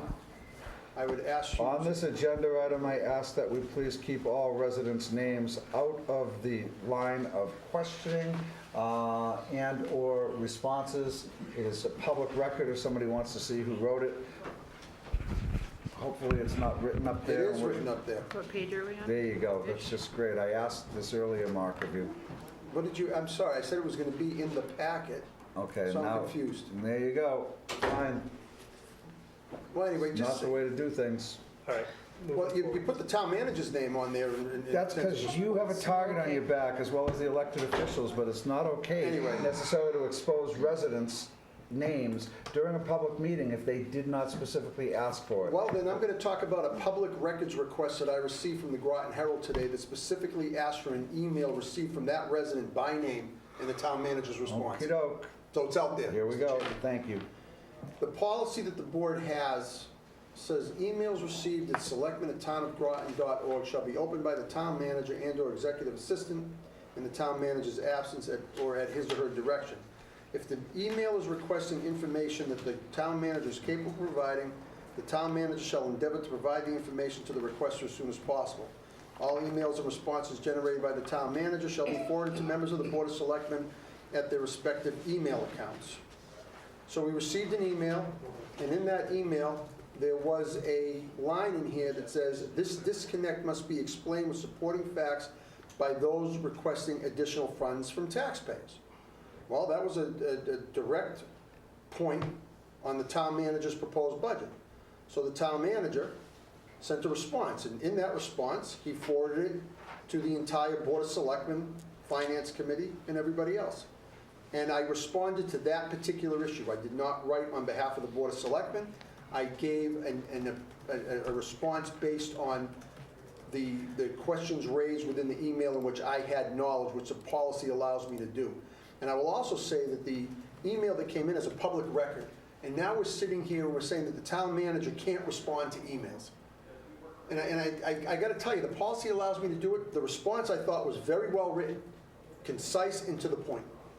And I don't even know why this is on the agenda tonight. Because it was requested by one member of this board, who I would like, if you've got that question in front of you and you want to know the answer, let's ask the individual who asked for this to be on. I asked for this to be on. Thank you. Jack, would you care to respond? Yeah, I'd like to propose an amendment to our policy that clarifies that when emails come in expressing concern with actions of the board or its individual members or the town member or the town manager, that these emails are considered to be intended solely for response by the board or its individual members. So the concept being that when someone writes an email to Selectmen at Town of Groton, they can go read the fine print elsewhere, but they think they're sending an email to Selectmen at Town of Groton, and that when they get, if they say that they don't like the work that Petropolis is doing, or they don't like the work that the town manager is doing, and this is not about an individual, this is about policy, that the individual is writing to the board and expects responses from the board. If the individual writes and says they don't like the work that the town manager is doing, but the town manager writes to the board, but the town manager replies, then the individual is going to feel that they're going to feel intimidated to do this again. And it is the board's responsibility to reply as individuals or as a board. So I'd like to just add some clarification to this policy that that assures that when someone writes to us, they get a response from us in all but the most sort of generic of circumstances. Jack, before you read whatever your proposed change will be, you do need to understand that it will need to be codified in writing, brought to this board for consideration at a subsequent meeting where we can then take a vote and not do so tonight, okay? Well, I mean, I don't know why we couldn't vote tonight if we wanted to, Because we haven't seen it yet.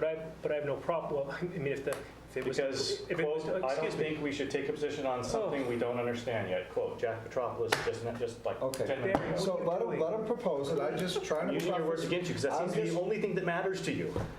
It's almost 10 o'clock at night. Let Jack read what he proposes, and then let's address the issue at hand as to why you believe the town manager's response was inappropriate. I don't think I'm... Can we decide first whether there's an issue there? I don't think... There's no issue here. I don't see any issue here. An email came in, the town manager responded, as is our policy, as is the direction on the website, as he typically has. If we want to look at changing our policy, that's completely separate from whether or not there's an issue here. That's the intent of the agenda item, is to look at the policy. I don't believe for a second that it's just an intent to change the policy if it weren't for the fact that the town manager responded to something that you vehemently disagree with his position on. And it is all based on the situation. And I'm not buying for a second this wasn't because you were upset that Mark responded and he got the first word out. He's authorized and we encourage him to give facts. The fact is that the content of the editorial in the Herald, your response to that response, and this email are absolutely off base, and they were absolutely factually wrong. And the town manager had a factual response that is 100% accurate. And if you have a problem with someone disseminating accuracy, I have a real challenge to that, and I'm not going to change a policy because you don't like someone telling the truth. Becky. Okay, I think that there's a lot of opinion in what you just stated, Barry, and I just want to make it clear I don't agree. But my question is, I think this whole selectmen@townofgroton.org email address is very, it just sets us up for all kinds of problems. And I wonder why we even have it. Because an email that comes to all 5 of us, if one of us responds back, we cannot copy the other 5 members. That would be a violation of the open meeting law. So it's potential, all 5 of us could respond individually. There's also the potential that none of us could respond, and neither of us would know whether anyone had responded. And if the town manager responds, that may convey the information, but I think it is not what a lot of people would be expecting when they send an email to this address. Why do we have this address? Because back in 2012, a constituent had a complaint concerning the town manager and had reached out to me, I believe, as chair. And the previous board did not like the response in the way I handled it. And as a result, this email policy came out in its first rendition in order to handle the way the responses would occur. Now, there may be some issues with this in place, but you asked why it came about. It came about due to what I just explained. Well, so I don't think we should make a spot instant decision on this. I think we should think about it. But my proposal at this point would be that we consider not having that email address. We list 5 different email addresses. If someone wants to contact all 5 of us, it's not a huge deal to do that. But to invite some email that makes it seem to the citizen that they're sending something that the board is going to look at and respond to sets us up for something that is impossible because we can't do it. We can't discuss together how we're going to respond to this email other than at a public meeting. And if we ignore it, I think that's the worst kind of citizen response. And if I choose to respond to it, I may say something and somebody else might say something totally different, and that would not be very good citizen service either. I think you hit on something very important, which is that I think maybe some of these emails should be put on the agenda as public requests to be discussed so that we can respond. There's an instance that was happening around emails that were received by members of the Board of Selectmen where a selectman violated Section D on here by responding to that individual and not expressing that he or she were not representing the Board of Selectmen. So absolutely, there are violations of this policy going on and committed by a selectman right now. Well, I mean, I could have been that person who did that. No, it was not. I know, but it could have been me Could have been any of us. because I got email and I'd been thinking I should get back to those people. It's really, they sent me comments. I should let them know I got them and what I'm thinking. And then I realized, wait a minute, all 5 of us were copied. I can't write back. And I think that puts me in a bind that I don't really want to be part of. This issue has a whole lot of different aspects to it, but I don't really think we need this email address. Aren't you wasn't there an email policy where regarding board members having town email? Somebody had that on one of our meetings. And I don't know, I thought it was you who loves policy. I apologize. I'm not trying to. No, it was something that I had on there at some point. I don't know whether, I think it may have been in our discussion of goals, around kind of requiring that this board and other elected officials use their town of Groton email address. I mean, for this, where there's a policy change, I would suggest that any number of people who feel strongly about it just need to kind of redline something and bring us something to discuss. I mean, I don't think anyone's wed to this. It could always be improved. The challenge here is that Selectmen, the town of Groton, is a public address that gets received in our public box, and it's a public record once it gets sent. And theoretically, anything we get is a public record. But if a citizen is sending something in, the only sure way to make sure we all get that information is that it goes through a source that can redistribute it. And if that source... Oh, no, that's not true. I mean, if we make it clear that you have to send your email to all 5 individuals to make sure they all see it, people can do that. I think this opens up an awful lot of sense of, we are typical bureaucrats who do not respond to email. I sent comments to the selectmen, I never heard anything back, and they're being ignored. It does make it tough, though, if somebody does respond to this, especially if it's sent to all of us. It could be construed as a serial violation, Right. and that's not a good thing. Right, but if someone sends individual email to me, I can respond. So as the person who put this forward, let me provide a document or a proposal for how we might amend this. And I think Becky brings up a good point that perhaps we don't even want to have the selectmen at Town of Groton at all. And I think we can address probably both of those in a near-term agenda item. I think that would make sense. Great. I kind of like Becky's suggestion, to be honest with you, because it does make it difficult to respond. But getting back to... What happens if that same person sends it to your 5 personal email addresses? Don't you have the same problem? Not if one they're not individual responds copied. alone without copying anyone else. But that's what you have now. I got to ask a As long question. as you follow Section D, which says you have to make sure it's your own opinion and not that of the Board of Selectmen, right? Yes. I think we should just eliminate the position of town manager. That's what I think. Well, at any rate, there's a second part of this. No more resignations this month, please. There's a I got to second. tell you, having this on the agenda tonight sends a bad message to the professionals that you have working for you. I'm not allowed to respond to an email with pertinent information. You didn't say that. Because that's exactly what is said if you read the email that Jack sent to Josh and why this is on the Okay, agenda. all right. Why am I here? Seriously, why am I here as town manager? Mark, please, Can I be excused from the rest of this meeting, Mr. Chairman? No, sir.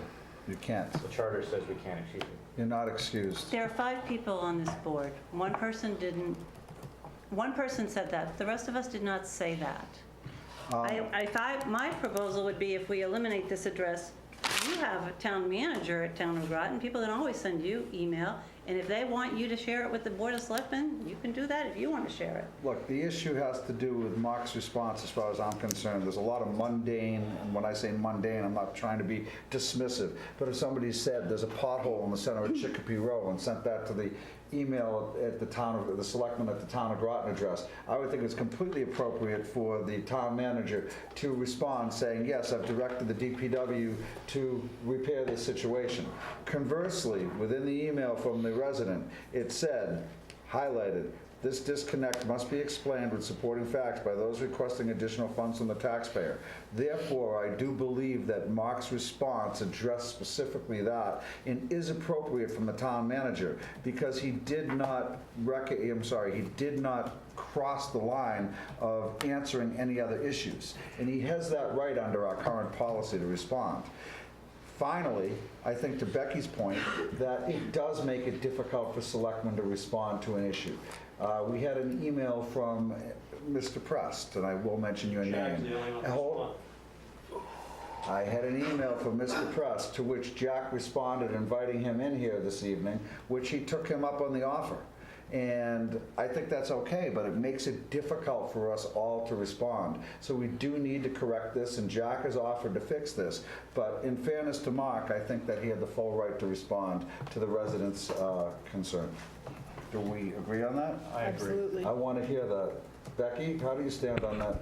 Do you agree he had the right to respond? I agree he had the right to respond. I will note that the person who wrote the email sent another email saying, I was really expecting to hear from the board, which I think is quite reasonable. And I think that's why we ought to get rid of this address. So that's a follow-up. That's not what I was asking. Mark had the right to respond. Now, it makes it quite difficult for us to respond, and it's not fair for Becky, for you to represent Barry, Jack, Allison, my position, or any of the other ones. So we need to come up with something clear and concise, and it does say under D that we have to do it ourselves. We could have 5 different opinions if we all responded ourselves, and I think that makes it very difficult.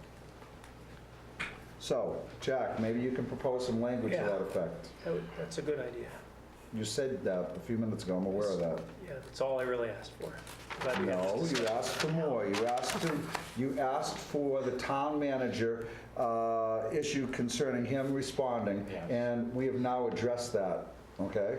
I asked 4 out of 5 selectmen believe his response was appropriate. All right. And Elliot, I'm sorry, Art, she's been back there, and I'll go to you, okay? I promise it'll come back to you. It's very simple, that any issue that comes up that's asked for the Board of Selectmen, that you put it on the agenda for the next meeting. And that way you all address it, rather than having any individuals responding to it. We've been here, done this. We've had this circular discussion many times before. Thank you.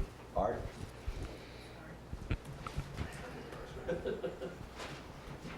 If Becky made the comment that if one member responds, then that's a violation of open meeting. The email that I... If I responded... Don't laugh, Jack. If I Hey, please. Art, excuse me, I please. believe I said, or I intended to say, I think I corrected myself, if I respond and copy the rest of the board on it, that is a violation. Well, all right. He did question my response. Jack was the only one that responded. He copied Josh. And that, I think, is not a violation. No. Very good. So, Jack, we look forward to getting something revised on this email policy. Thank you. Moving on, Mr. Town Manager. Or actually, you're done with your report. I'm done with it. Well, you might be done with it, but we would like you to stay and listen to the rest. Listening to everything. The next agenda item is discussing Selectman Pease's opinion of a potential violation of the board's policies that occurred during a meeting of February 12, 2018, for our practices of waiting one meeting before voting on items of significance which are not explicitly listed for consideration on the agenda. Barry, would you care to elaborate on that? Absolutely. There's already been 2 instances in this very meeting alone where we followed that same policy because that's what we're supposed to do. But it seemed very clear that when an issue was put forward by Selectman Petropoulos, that he was in favor of pushing forward and ramming forward, if I may say, through this board, that if it had been something that one of us proposed that he wasn't quite sure about, or he wasn't quite sure where he wanted to stand on, he would have actually demanded that we follow that policy. But it was very odd that it wasn't, that the same consideration wasn't given in a very significant, as we find out now, perhaps overreaching idea of removing the entire consideration for all of the public safety issues off the board's agenda. And I just find it ridiculous that we can play favorites with what items we're going to wait for a week on and what items we're not going to wait for a week on, and based on whether or not Jack thinks that they're okay to vote on this week or not. I heard it twice, where he didn't like what was going on, so he said, no, we should wait till next week. And then one where he said, well, I'm okay if this one goes through now. And you can't have it both ways. Either you have a policy that you've stated before, again and again and again, that if something significant, we put it off, we table it, we think about it, we put it on the next agenda, and then we have a vote on it, discussion. Or it's just, let's make a practice of having agenda-oriented politics. And I'm tired of seeing that. And last Monday was an example of that. It was an agenda to rush through, and it got pushed through, and it should have been tabled and should have waited a week for everybody to consider the implications of that motion. Jack, do you care to respond? I'm not really sure what it is that this is about, but with regard to the example given of waiting a week versus not waiting a week, my suggestion that we could vote this week on a change to a policy was if we just changed a period in the sentence, it might be something we would be okay with voting on today. So, all elements, all of the things we consider are up for us to decide that we want to vote on tonight or we want to wait a week. We've given ourselves guidance that on big items, we should wait a piece of time. Exactly. We haven't made it hard and fast. And with regard to the budget item that was referenced, if you're saying that we violated our policies by voting on the budget item, we had an agenda item scheduled that votes may be taken on the budget that week. Correct, Josh? Correct. And this was a budget item.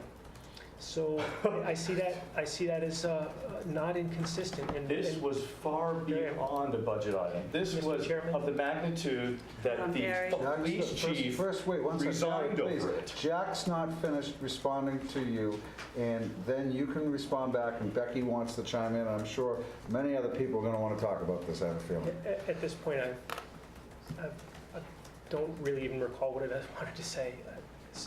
We should manage ourselves differently. I completely agree.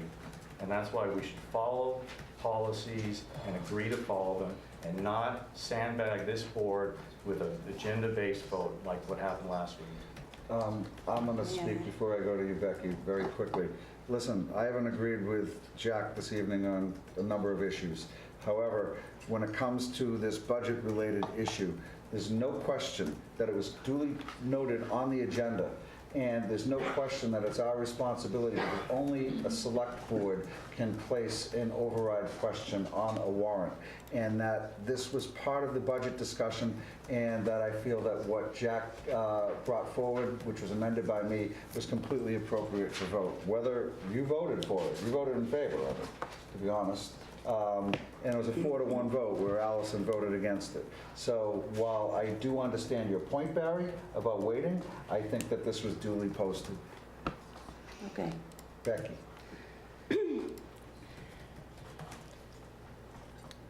Barry, I appreciate that you are reminding us of a good policy that, in general, I think we should follow.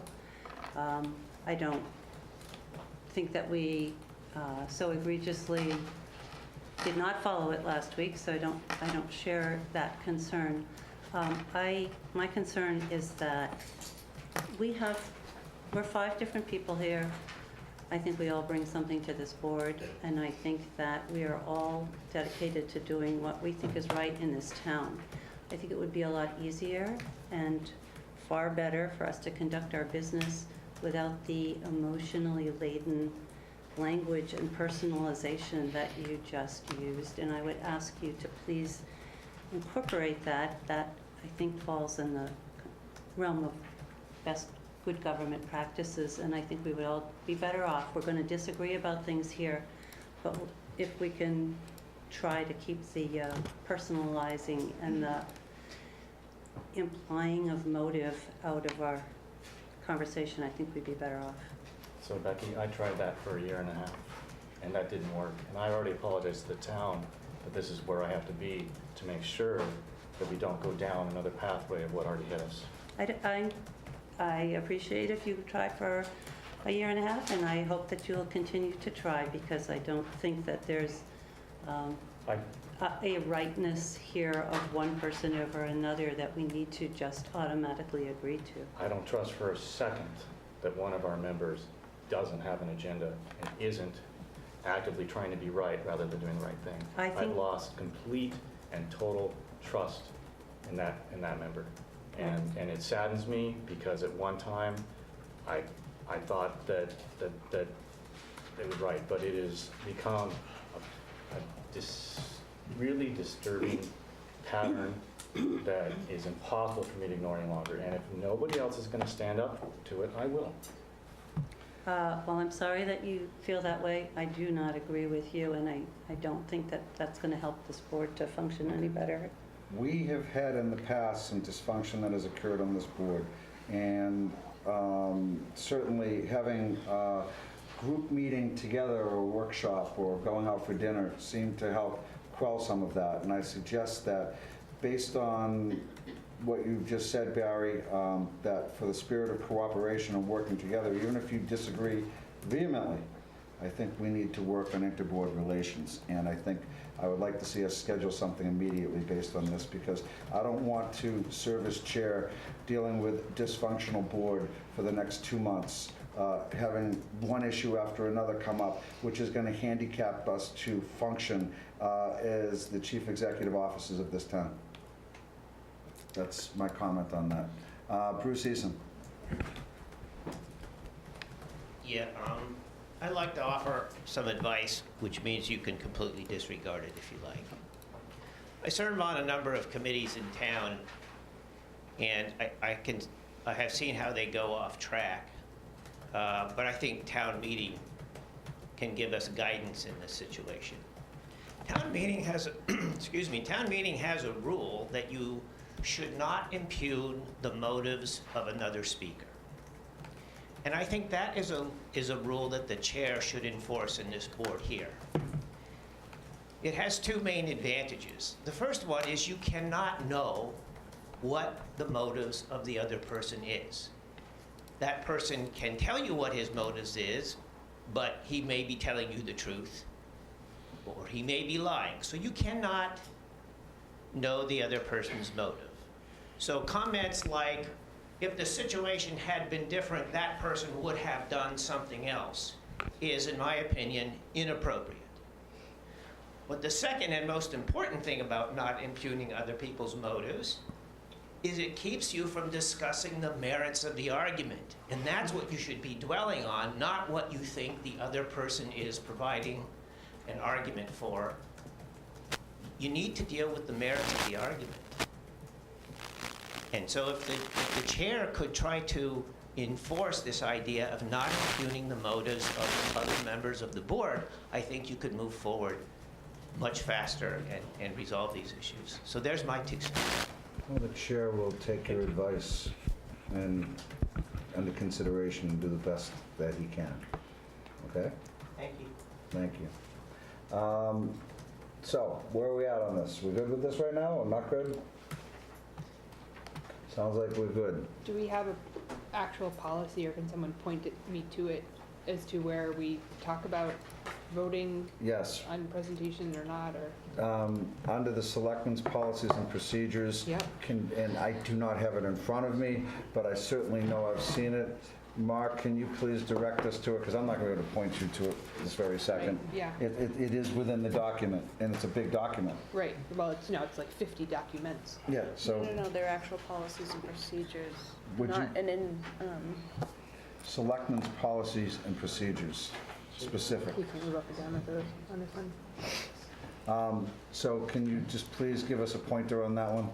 It's very, do you want this very second? No, You no, do? no, just at some Okay. point, Okay, yeah, I well- still am stymied by finding policies on your website. It's amazing. There's ones all over the place, and I know how hard you worked on it.